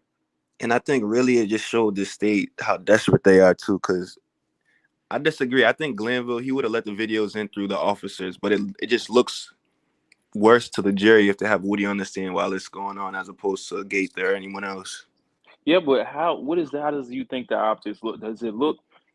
Does the optics look good with a witness that's not cooperative, and then you try to impeach him, or does it look good not to have the witness at all, and then bring his videos in? So you see what I'm saying? To me, No, either I agree. way, I agree 100%. But I also don't think that. I really think the state believed Woody was going to help them. Right. Well, the videos only got brought in due to the fact of impeachment, and that was kind of their strategy. They kind of knew that. They would not. Oh, yeah, that's how they So, got so, it. so, But yeah. So originally, I think they was gonna play them, and now because the they thought only Woody was gonna just cooperate, but now they have to do it through impeachment. no, see, they couldn't just bring it into the officers because that would be hearsay. You know what I'm saying? Because He's been they'd be letting like, hit. That's why I said Glenville would have let it in though, because he's been doing it the whole no, trial. they would have to lay a foundation of contention. So that's why it's brought into impeachment. That's why when they knew he was going to go on stand, and they knew he was not going to sit there and be truthful or be, let's say, he have the most candor with his answers. So they were able to sit there and bring the video in, and that was the prosecution's strategy. Listen, Soon as he sit there and try to go around and dance with us, we're gonna hit him with the video and the whole entire thing what he said before. We're gonna use it as Right. testimony to use instead of the testimony that he's actually giving us right here, Right. and that's what the jury's gonna see. But Yeah, what but how happened? strong is that? You know, like how? That's why I I Well, think still don't they think well, that's they did didn't not enough. want to. expect. They didn't That's why I think they expect. didn't. I'm sorry. Go ahead. Well, they didn't expect that Woody, you know what I'm saying? See, they expected Woody to have an issue with Doug, and then they played on that relationship, but not knowing that Woody's not loyal to anything but the streets. So Woody's always going to protect himself on the streets, and his name on the streets is not going to put him on that stand sitting there looking like a snitch. No matter what he said inside that room, he's going to be like, I was lying to get out of it, because in the streets that he can say that on the streets, and that's the only thing that Woody cares a damn about is the streets. Okay, so they knew that he was going to try. He's going to put they put him in a position, and when they put him in position, they didn't know he was that smart, and he played the position exactly what he was supposed to do with the exact verbiage that he was supposed to do to throw the injunction inside this trial while we're here right now. I mean, honestly though, they were Okay. gonna get the videos in either way. It just looks worse for them, and that's why all this is going on because it is through impeachment. But regardless of the videos are coming in either way. All right, I Marva. just Wait, once. Go ahead, Dom. sorry, Before Sue. I just wanted to say that say this really quick. Thank you for having me on. You guys have a great night, and definitely, let's hope that this recusal gets transferred to a different a judge in a different county that Mm. oversees this and will review this. And hopefully everything goes good tomorrow in court. You guys Geor- have a great night. God bless. Georgia is the All right, wrong state. Marva. Stuff they gotta stay there. Yes, Go ahead. yes. Good evening, everyone. Good evening. This case to me has both. Is someone still speaking? I'll wait until they're finished. Is someone else still speaking? No, that's your background. Okay, should I turn it down more? Because I Yeah, think you I got to got turn it down. confused with it. Okay. Yes. Well, this case to me has a major significance. I'm 78 years old, and I am a family member of a case that took place in New York in 1969. It was the New York Panther 21 case. My former husband, who was passed away in March, was a defendant in that case. And like this case, it was the longest lasting case in New York City at the time. It's a historical case, so you can Google it, the New York Panther 21. It lasted 2 years, very similar to this. They were locked down without bail, with $100,000 bail on each person. Um, it was $100,000 in 1969 was like no bail, like it is today. And they were locked down in the same manner that uh, the YSL Rico child defendants are locked down. Solitary confinement, um, separated, um, pretty much tortured. My husband was tortured and nearly died during that period of time. Um, but like it was very unfair, very similar to the YSL child. The only difference was that the judge, the DA, and all of the oppressors were all white. The difference today is that everyone involved uh, in oppressing these young brothers are all black, middle class black people. Um, the, to make things a long story short, the jury acquitted in 45 minutes. 156 counts, and at the time there were 13 people on trial. Some had been severed, some had never been caught. And in 45 minutes after a 2-year grueling trial, the jury understood. The jury saw everything, and they acquitted each person 156 counts, not guilty. And it was an amazing triumph.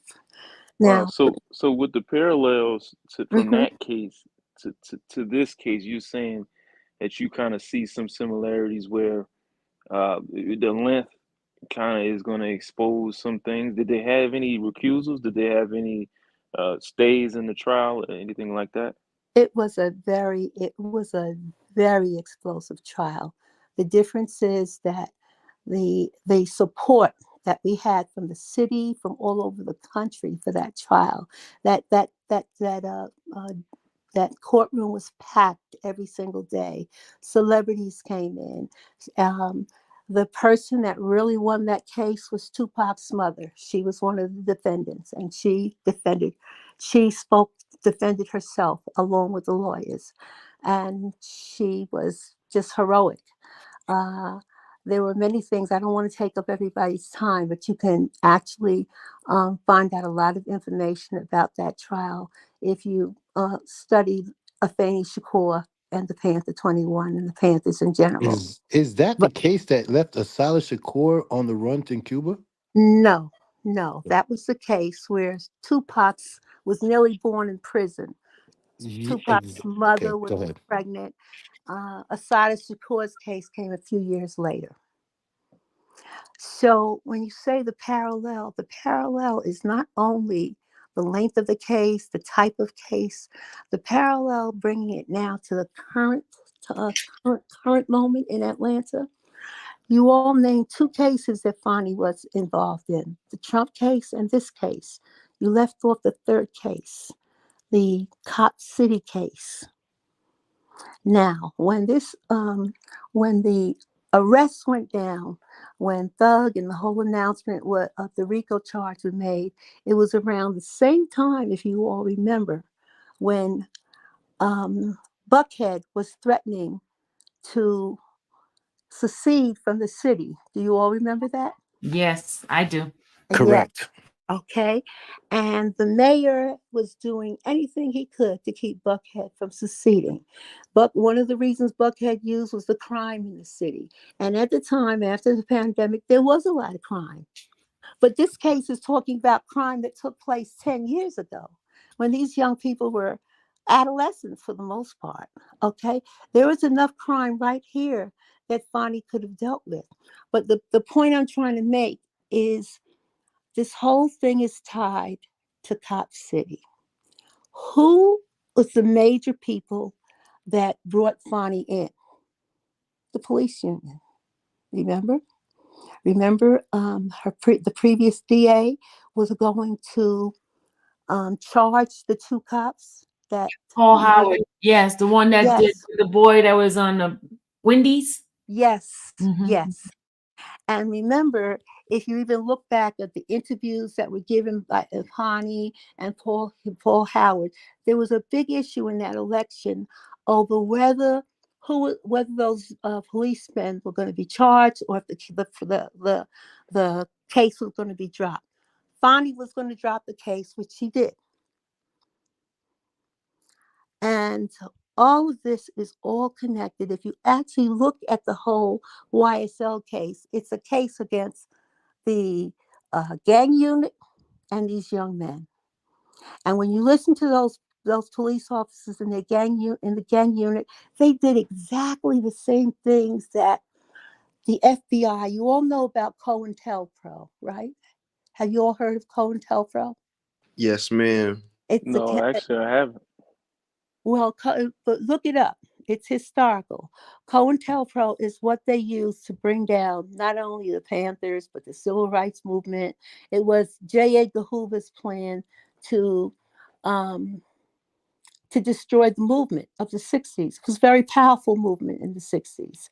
And J. Edgar Hoover, along with Nixon and the folks at that time, made the Panthers the number one enemy of the nation.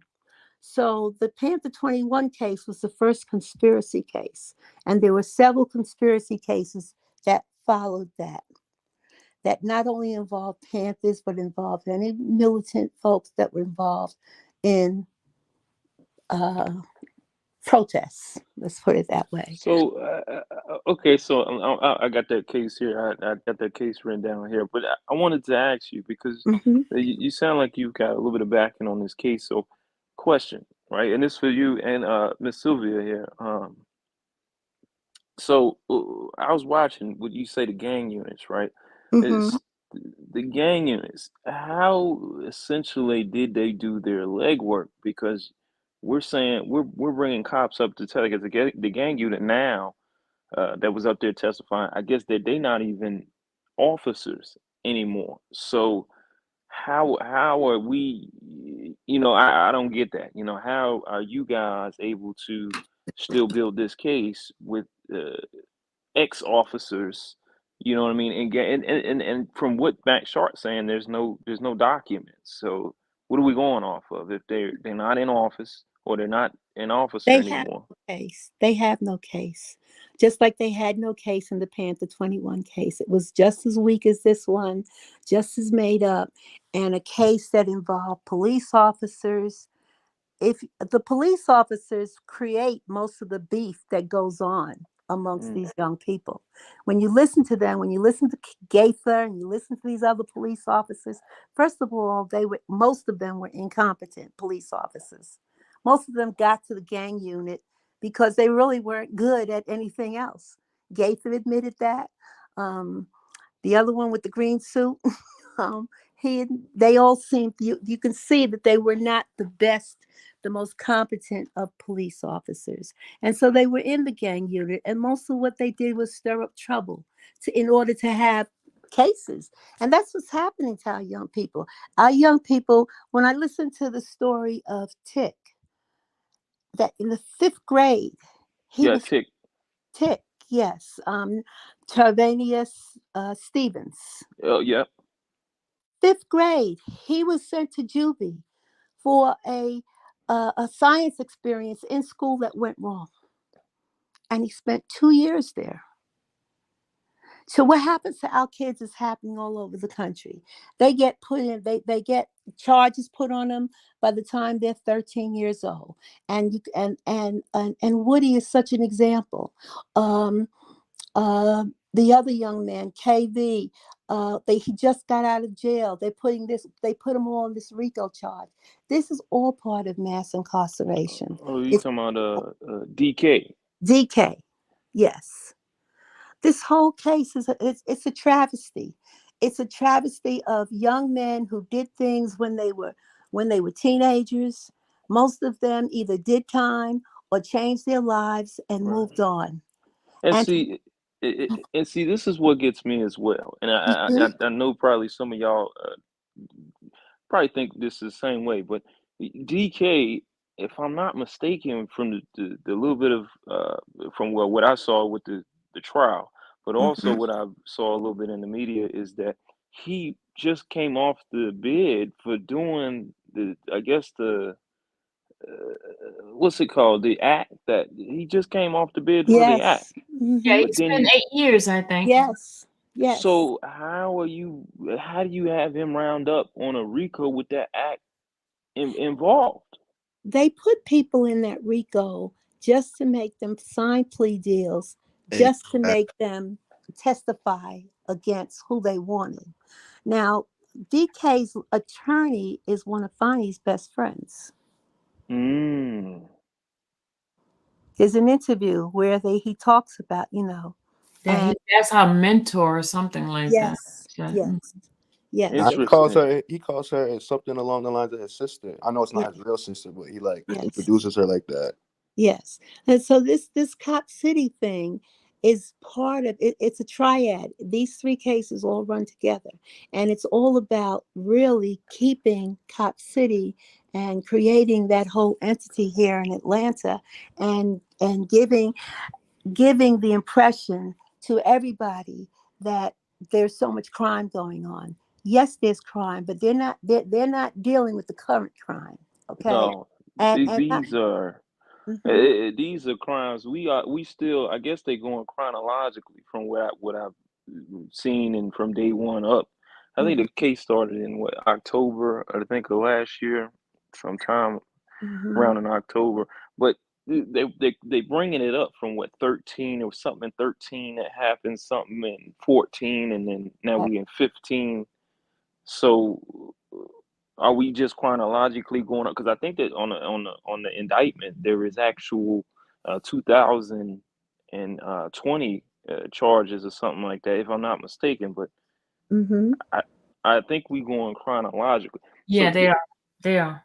so from what I'm seeing, and y'all chime in, Coach Miss Sylvia, from what I'm seeing, because you in the courtroom, it, are they trying to say that essentially they trying to say that Young Thug has been ordering these guys to do this stuff, or are they just saying that he was the originator? So since he originated, he guilty by associate, or they just saying, because I'm confused They're because saying he's obviously, like the mob boss, that one that's telling people to do certain thing, and Hmm. he's lining them, but giving they them. not but they not proving that though. I like Can't prove it. I They don't ain't even gonna think prove that's a their thing. angle. But I don't, like I'm saying, I don't even think that's their angle, because if you got Woody on the stand trying to say Woody said that he was hanging out with Thug, Thug gave him some money, but then he gave it back in flashing, you not bringing up where's the um where's the text messages that say, hey, go over here, do this, you know what I mean? Where's the you know what I mean? To me it just seems like they want to show affiliation and then show bad character from that affiliation. Yo, you Here's sound like you've been paying attention to it a lot. So I'm gonna ask you a question, right? Did you peep how for the motive for Nuts murder at first it was trying to say it was record label related and stuff like that, and then out of nowhere it flipped into it was Woody and Shell Kel's beef. you're at Yeah. okay. How could those two motives coexist? Well, supposedly this is from Rich Homie Quan, and I never got this angle either, right? If you trying to say Rich Homie Quan, Birdman, right? They had Birdman was trying to pull Rich Homie to Cash Money, and or was it, yeah, Cash Money, and then uh uh Donovan Thomas was on the other side with the other record label. If you saying that that's the case, why not bring Rich Homie, right? Why not bring Birdman? Exactly. Well, you know what I think the issue was with Thug. If I'm correct, correct me if I'm wrong, but didn't he buy property in Buckhead in Sandy Springs or something like that? He A hundred, sure did. 100 acres. Around the same Oh time that Buckhead was talking about crime. And I'm telling you, you put this all together, you're going to see that the Mayor Dixon, Fonnie, all of them got together. Number one, to keep the Buckhead tax base in. Buckhead was upset, thinking that the rappers are coming in and they're going to take over. So that's a motive for why, and not to mention that Thug has the money. They've already dug into his money. Fonnie has already dug into his assets. no, So okay. Yeah, because she gave the DA 687,000. yes, she did, and she used some of that money towards that. That money was also used for like the gang prevention, money that should be being used right now to prevent kids from from crime. There's so many things that could be done right now with the young people. So you're looking at a system in Atlanta where they first prosecuted teachers, then Mm. put kids in juvenile and elementary school, and you can just see a pattern. And to me, the big pattern is that when everything comes together, it's going to be about Cop City. It's going So to. with this, Miss Sylvia, and I want to jump in on this because I think that this Mhm. one is, if you saying the back end story, right, of the, okay, two things here, right? So from what I heard, that this case was all built by somebody else. It wasn't even built by Hilton, Love, in the ADA's, Hilton and Love. It wasn't built by them. Is that true? Is that actually true, or is that just speculation, or is this, media type? What wasn't built by them? the case itself wasn't put together by Love and No, Hilton. it was the other guy, So if Gary. that's if that's the case, then first of all, where is he, right? And He's then in Gwinnett County. He left. Who okay, said? Who said, Sylvia? Gary, the other attorney that was the DA, because Uh-huh. Ronnie didn't feel that it was proper for him to go against these black boys, so she asked for Love to be first I here, see. and so he didn't want to, so he just left. I see. Well, this case speaks of a lot of the class consciousness that's been in Atlanta. Um, Atlanta's a mecca. It's a mecca for middle class, educated blacks, and poor blacks in Atlanta have been ignored. I think you can go all the way back to. I became interested in poor blacks in Atlanta in 1981 when the children were disappearing, Yeah, and and they people. blamed that guy. They blamed that guy for those kids, Yes, and he had nothing to do with it. absolutely. yeah. And So I just wanted to ask this too because I keep seeing this on every time I watch 'cause I watch this every day. Once I get off of work, I kind of recap. I watch all the, I kind of put it in 2 times speed, and I watch the whole trial in like half the time or whatever. But I've been following it. But this guy, what's the guy that's the tall, dark skinned attorney, older guy, older gray beard? Mr. Matthews. Yeah, Mr. Matthews. Okay, very good attorney. Who's his client? I don't think I've heard anything about him. I think maybe Huey, that's Huey. Huey. I think I heard that he was he grew up or something like that with the basketball court. He was uh around it was like a basketball court incident or something like that that he had um like a dime bag or something like that on him. It was something small, but is he actually really affiliated with these guys, or is it just, they kind of caught him up too, rounded him up too? I believe they rounded him up I because mean, he. I mean, they might be associated by they know somebody else that's been part of this. But as far as him being in the trenches of knowing Jeffrey, no, I don't think he does. so they don't really know each other because we 100 days in, and I haven't heard his name but one time in 100 days. So it was very similar with the Panther 21 conspiracy case. Many of them did not even know each other. and So, so Rod, this, the little dude Rod too. They just threw him mm, in there just because he had a murder charge for something else. Yeah, He don't know Thug or Jeffrey. you can see and by they're the way. different. That's a totally different age Yeah, range. You know, mhm, Like when literally. absolutely. he's like 19, when he just turned 20, and Jeffrey's 31. That's a big Yeah, Mm-hmm. gap. yeah, you they can wasn't. just threw everything together that they could. When they say they throw everything at the book that they could figure out, and it wasn't done very smartly. Miss No, Sylvia, and At I have all. a question.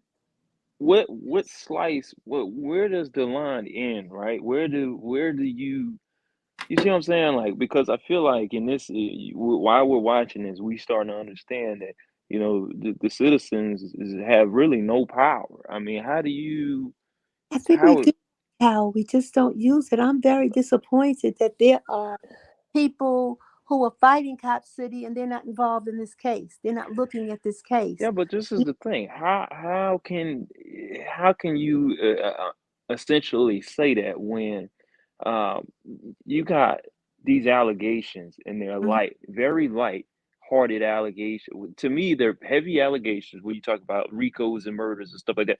But then you talking about light evidence, light legwork done on the case, but yet you got these guys sitting in jail for years.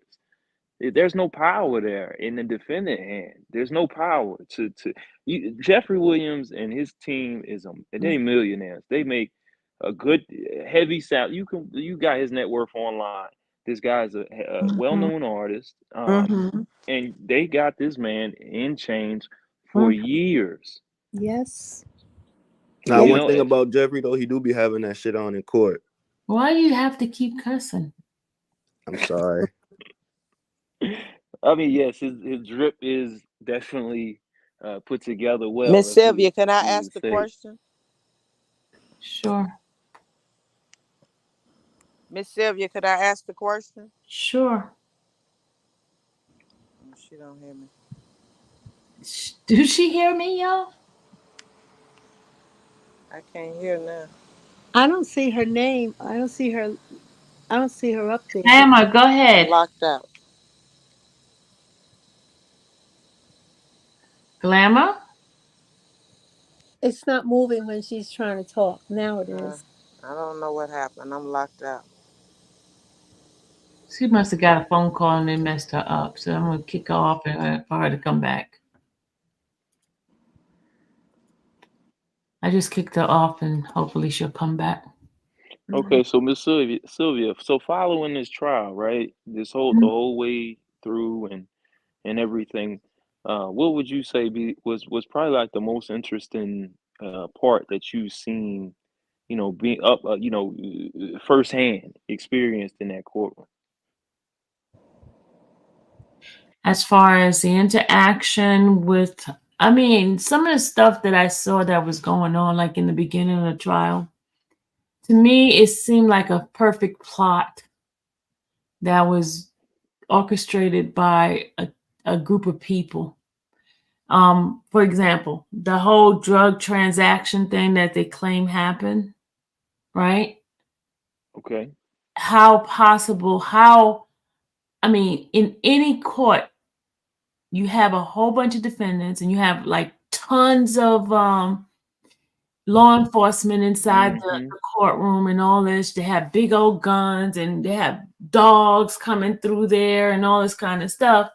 But then someone could go and pass some sort of drugs. Mhm. That Yeah. part, that kind of stuff was like mind blowing. And then they would make changes in the courtroom, like it was like they knew something was going on. Let me tell you what. One day we got a phone call, got an email and a phone call telling us to hurry up to get down there as news people, right? This is right before the Little Rod underwear drug thing. This is before it even happened. They told us something's about to go down. So we rushed down there, get down there, we're waiting. Then they have this news because they're doing a documentary on Finding Willis. Okay. And they come in, they're there. And then within an hour later, the whole yelling and he got drugs and all this kind of stuff. And he goes to the back, you hear him yelling and all this kind of stuff. We're like, what in the world is going on? But to me, it seems like as if it was orchestrated Mhm. because we got the Mm. call. We got the call before it even happened to get down there. And Mhm. then everything happened. Then you see this whole camera crew who's doing a documentary on Bonnie Willis. So I'm like, what is this? So some Yeah. of the things that was going on because I was there, it was unbelievable. People didn't believe what I was saying because it was like, oh no, so you lying type of stuff. So I was like, this is a setup. This is what I felt. This is my Mm. personal feeling of it. I just felt all this stuff that was happening all set up, like the whole thing with the drugs being transferred, the attorney being arrested because he has his own medicine. I mean, it was just all this so newsworthy stuff. So it was more taintedness of going on inside the case Mhm. Mm. before the actual case was being brought. It was like just incidents that was happening that would just draw newsworthy stuff and saying all this crazy stuff is happening in this courtroom, which I'm like, do Yeah. people really know what's going on here? Do they know there's a camera crew here get ready to do a documentary on her? It's like, okay, I gotta tell somebody. You know what I mean? So Mhm. it was some weird stuff going on. Yeah, that's Some that weird that is stuff. yeah, that is crazy because I remember seeing the news. And when I had seen the news, the passing, I said, you know what, that don't even sound. But then they had the footage, so I'm just like everybody else in the public. I'm like, wow, he really tried to But see, pass the the. thing is, and they made it seem like Jeffrey is the one that asked him to do it, because when it got in his hand, he was like, "What is this?" You know what I mean? It just like was shocking. And then for the officers there to let him get to that point of getting close to him Right, and passing it on, that was the weirdest thing. because Weirdest thing. usually, if I'm not mistaken, when defendants and stuff like that are coming in from jail and stuff like that, don't they hold their arm, or you know what I mean? They kind of close contact with them, and But Jeffrey was in a different jail. Remember, he's in Cobb County. They are in Fulton County. mm, wait a minute, I ain't hear that. He in the hold that, so they not holding He's in him in. Cobb. He's not in Fulton County. He's in Cobb County. Yeah, So yeah. they bring him down from every morning. Oh Every wow. morning he has to get up. He used to have to get up at 4 in the morning, 5 in the morning, just to get here. You see, and see that's the tough part about the whole this whole thing is that the evidence is coming out, right? It was initially when I know when I heard of the arrest, I was like, oh, because we all here listening to the music, right? The music, and let's be honest, parents have always told us don't believe what you hear in them songs because everybody knows that a lot of that stuff is not true. Yeah, you have a percentage of it that may be real life, but a good portion of that is just for the ticket sales, just for the money. So we all listen to the music when he gets arrested. We all, I'm just like any other spectator. Like, wow, it's going down, So when now we seeing the evidence come out. That's why I've been so intrigued with the trial because now we get to see okay what's real and what wasn't, And it's not like a shot on Young Thug. I still listen to his music. I was just listening to his music today. But to me, it just seems like as they flushing out the evidence, it, they don't have enough, and they're using their power to kind of for one put this on because I feel like this is benefiting somebody but also to put them in a stranglehold for whatever reason. To me, the whole thing doesn't seem fair. If you got light evidence like that, and you're able to, in the court of law, hold people like that, that's crazy. Yeah. Communist, black communist, and then Wolverine afterwards. Go ahead, black communist. How are you? Hey, Miss Sylvia. Real quick, I just wanted to come on here and say that I know that there's something deeper going on. I pled guilty to battery in Judge Glenville's courtroom in April of 2022, right before the indictment. And I was charged with aggravated assault. And I was forced into the misdemeanor plea deal. I didn't have a choice. You see what I'm saying? And I lost my job and everything.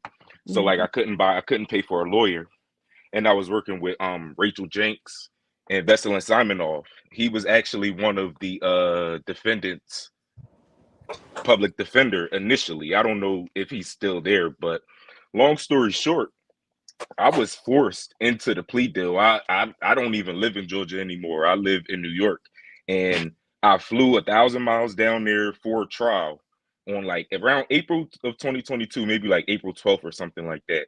And I was kind of like blindsided with a plea deal, So it's a lot that goes on in that courtroom, and even like the the guy Chamberlain, he's like, I don't know what he does in there, but he was looking at me like, I can tell you don't want to take this plea deal.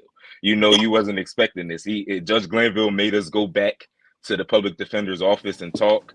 Um, Even though I made it clear that I didn't want to take that plea deal, and I'm just wondering if like other people other defendants that it was a lot of plea deals taken. So I'm pretty sure that everything wasn't voluntary, like they didn't have a choice with some of those plea deals, just the So, same way that I didn't have a choice. so when you say you didn't have a choice, I mean, just give me an example. What happened? So literally I flew Judge Glenn. So if we go back to January of 2022, Hmm. I was in. We were having like status conferences, and when I actually was going to the status conferences, my lawyer told me. She said, "Look, you can take a 5-year felony probation, you don't have to come to Georgia.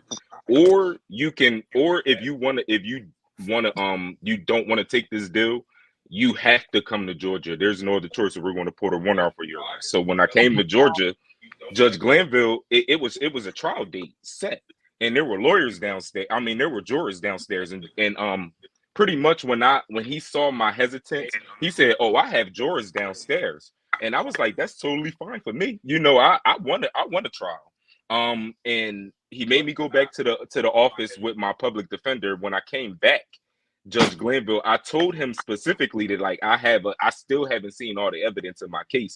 And he said, "Well, I can set this trial up. We can reschedule this for a couple more weeks out." So knowing that I had flown down 1,000 miles to come to my trial, he was going to set it back a couple months, just because he knew that. So it's a lot of little slick things that they did like off the record in the courtroom that I know for a fact were maybe not illegal, but unethical for sure. And I didn't really have anybody fighting for me. You see what I'm saying? So it's a lot that goes on in there. And for long story short, I just know that it's corrupt. And the whole time that I'm going, and not to keep babbling, but the whole time that I'm going through my case, like I got put in Judge Glanville's courtroom in December of 2021. I was in Newkirk's courtroom before that. Hey, Right? wait, hold on. Go So I got a question real quick. Go ahead. So how was Glanville at that point? Did you see the same Glanville we seeing on TV, or did you see a different Glanville? Absolutely. The same Glanville that we see now is the same Glanville that I saw. Now, mind you, we're talking about a month before the indictment came out, like less than a month, probably. I think the indictment came out May. I was in court April of 2022. So this is the same Glanville. When he told me I have jurors downstairs, it was meant to intimidate me, like you don't really want a trial. And I did want a trial because if I was facing 20 years in prison and I got 1 year probation for a misdemeanor, that should let you say something. You see, that should let you know something. You see what I'm saying? So, and Miss Sylvia, if you want I got my case number and everything. If you want me to email that to you so you can look at my information, I'm 100% okay with that. You see what I'm saying? I got arrested in College Park. My lawyers were telling me how College Park, they always get sued. And they weren't doing things right. They cleaned up the department ever since then, but it was horrible back in 2022. Yeah, well, I got arrested in 2019, long story short, but I was in Newkirk's courtroom. I had 7 public defenders. I had 10 district attorneys, and then when I got to Glanville's courtroom, it was just like, you have to take this deal. Like anytime I showed them any hesitance, they were like, "Oh, we're going to just schedule this for a week out, or we'll schedule this for a month out." And the point that I was going to bring up before somebody asked me a question, I was going to let you know. So I got put in Judge Glanville's courtroom December of 2021. That's at that point in time, that's when my lawyer started telling me, "Hey, they're not worried." She kept making it a big deal that they weren't worried about me, that they were worried about murders and all this other stuff that were going on. So it was just kind of like she wanted me to take the plea deal because she knew that it was something bigger coming down the line. So if my public defender knew about it in December of 2021, this is way bigger than everything that somebody had said something about the mayor and the what's her name, Fannie Willis or whatever. They like them coming together because everybody that got arrested around my time, that 2019, it was a lot of people that were like backlogged until that time, and we all got put in Judge Glanville's courtroom. And there's at least 4 people that I know that took pleas similar to mine, and we all were like on misdemeanor probation because they wanted to get us out that courtroom. So how long is your probation, or is it over with? Yeah, it's over with. It's over with. I filed misdemeanor. It was misdemeanor probation. I pled guilty to battery, and they gave me a year of probation, and he let me plead first offender and the what's the thing that they did for Gunner where it the I can't Alfred plea. So I did an Alfred plea and I did first offender to my misdemeanor. See what I'm saying? Because I really the what I was accused of, it didn't happen like that. And there was evidence in the body cam, there was evidence in the police report. The police hid things. They took my phone, they took my social security. They took the College Park did me so dirty. And I have thousands of emails between my lawyers. But this is how deep it goes. I went from all of my the prosecutor that indicted me. I can't think of her name, but she worked for Howard. She's a freaking defense attorney now. You know what I'm saying? She's like everybody that was involved with my case initially is like defense attorneys now. You know, like that's So, why. Go ahead. I'm sorry. Go ahead. okay, I just got a question for, I guess, the chat, Miss Sylvia here. You said plea deals. Now, on the Hmm. case of the YSL case, right? Hmm. Miss Sylvia, you know they took pleas, right? And these pleas, so from what I've been hearing, because I ain't seen the deal or whatever, but from what I'm hearing, those people that took pleas, two questions here. One, do they have to testify? Those are the people that took pleas. Do they have to actually testify? And then also, do you think those plea deals had some type of fairness to them, or do you think that you know that the because I'm hearing 10 years of and is the probation supervised? Is it not?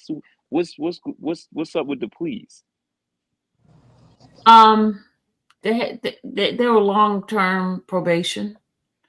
Is it supervised? Is it because supervised? You got to show up every month, Each and each each each probation is different depending upon each individual's case, right? So, for instance, if I had numerous different interactions with the law and it predicates me being on more of a supervisory probation, then that's what I would get. Now, if I'm, let's say, Gunner, for instance, right? He's on a non-supervisory probation because he didn't have that many run-ins with the law. So it depends on what your former record was and what kind of deal you signed with the prosecutors to actually say that what kind of probation that you actually do have. So some of these people might have what we call supervisory probation, where they have to check in every month, and some might have what we call non-reporting probation, where they just go upon their way and hopefully they'll commit a crime that would then strip them of that probation, and they will have to face the new crime and maybe possibly the old charges that they have particularly have and do time for that. okay, I see what you're saying now. Okay.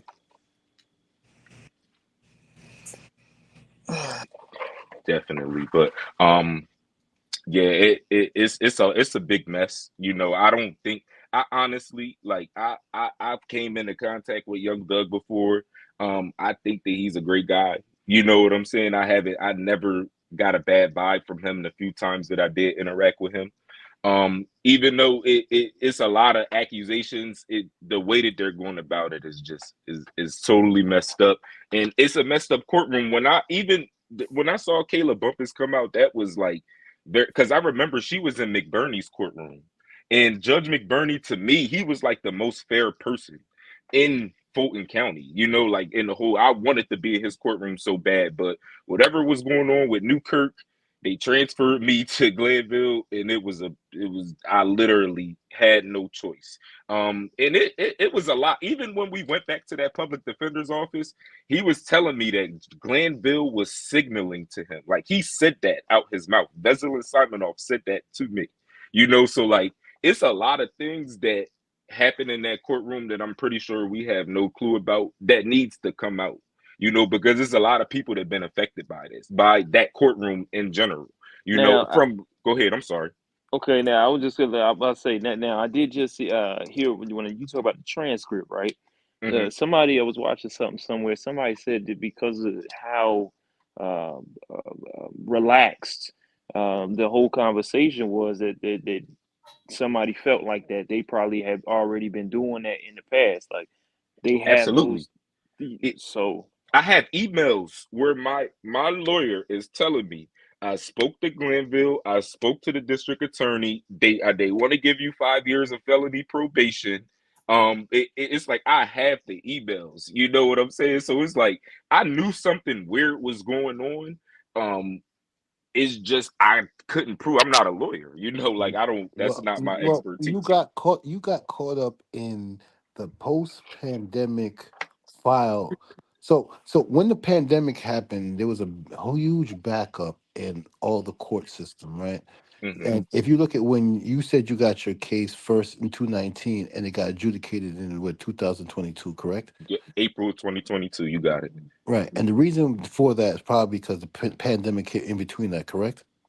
Exactly. And a big part of it, I honestly feel like I got caught up in a pandemic, but they didn't know how to resolve my case. I felt like nobody wanted to touch my first three public defenders. They didn't even call me back. They didn't say anything to me.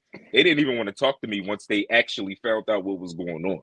You see, that's how bad my case was. Like the police report was horrible. Well, but they got their Okay. objective was Hey, hey, obtained on the case because hey, guys, you felt guilty. I'm sorry. Mhm. I'm sorry, guys, but I'm about to cut this short. I'm gonna give you guys your final say because it is almost 1 o'clock and I have to get up in the morning. Yeah. So I'm gonna go ahead and let go in order. Trev, your final. Oh, I just want to say I appreciate it, Miss Sylvia. You know, I've been watching you. I just really recently started watching. I was watching Cuff Boys a little bit, but I've been kind of getting into the little conversations online about the case. I've been watching it from day one. Very interesting case. I came in thinking it was about music, and they was trying to hold him because of what he was saying in his songs. But then, you know, kind of finding out the backstory has been interesting. But I do appreciate you, Miss Sylvia. Thank you.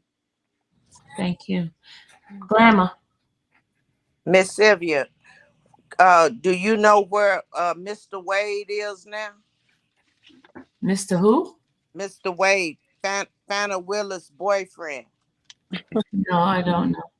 Okay. Thank Oh, you're welcome. All right. Vicky.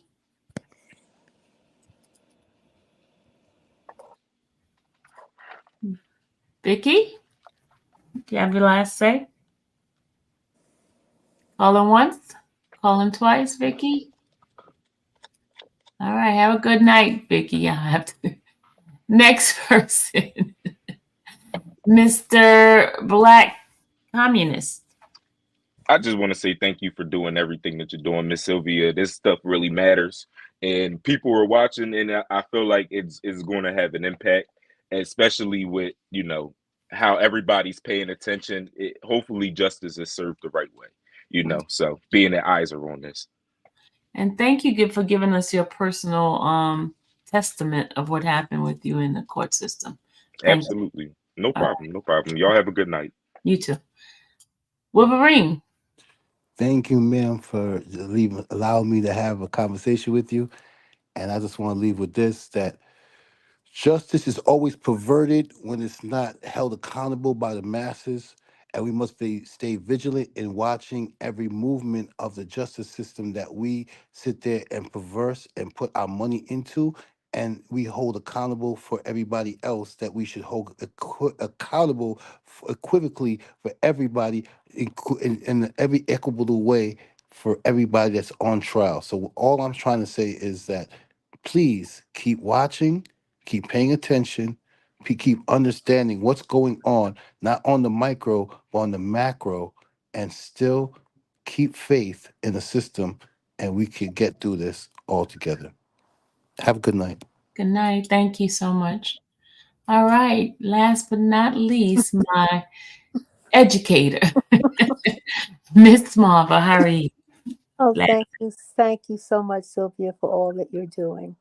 The work that you're doing right now is the work that was done by a few thousand people during the Panther 21 trial. So, what you're doing, a yeoman's job, and I respect and I love you for what you're doing. And I need to get out down there to the court and assist you in any way that I can or outside of the court. But, however, please, let's get together and so I can offer whatever help I can. Definitely. Thank you. Okay. Good All right. night. Good night. Hmm. All right, my good people. I want to thank you guys for being here, for hitting the like button, and for participating in this great live. I will be at the court tomorrow, putting my ears to the door to find out exactly what's going on. So we're going to stay tuned. I will bring you the information as I get it. Just remember that it's going to be a long road. I don't know what's going to happen, but whatever happens, we'll be there and we'll bring it all to you guys. So you guys have a great night. Before I go, let's say a little prayer. May the Lord watch between me and thee while we're absent, one from another. Guys, have a great night. God bless. Bye. Love ya.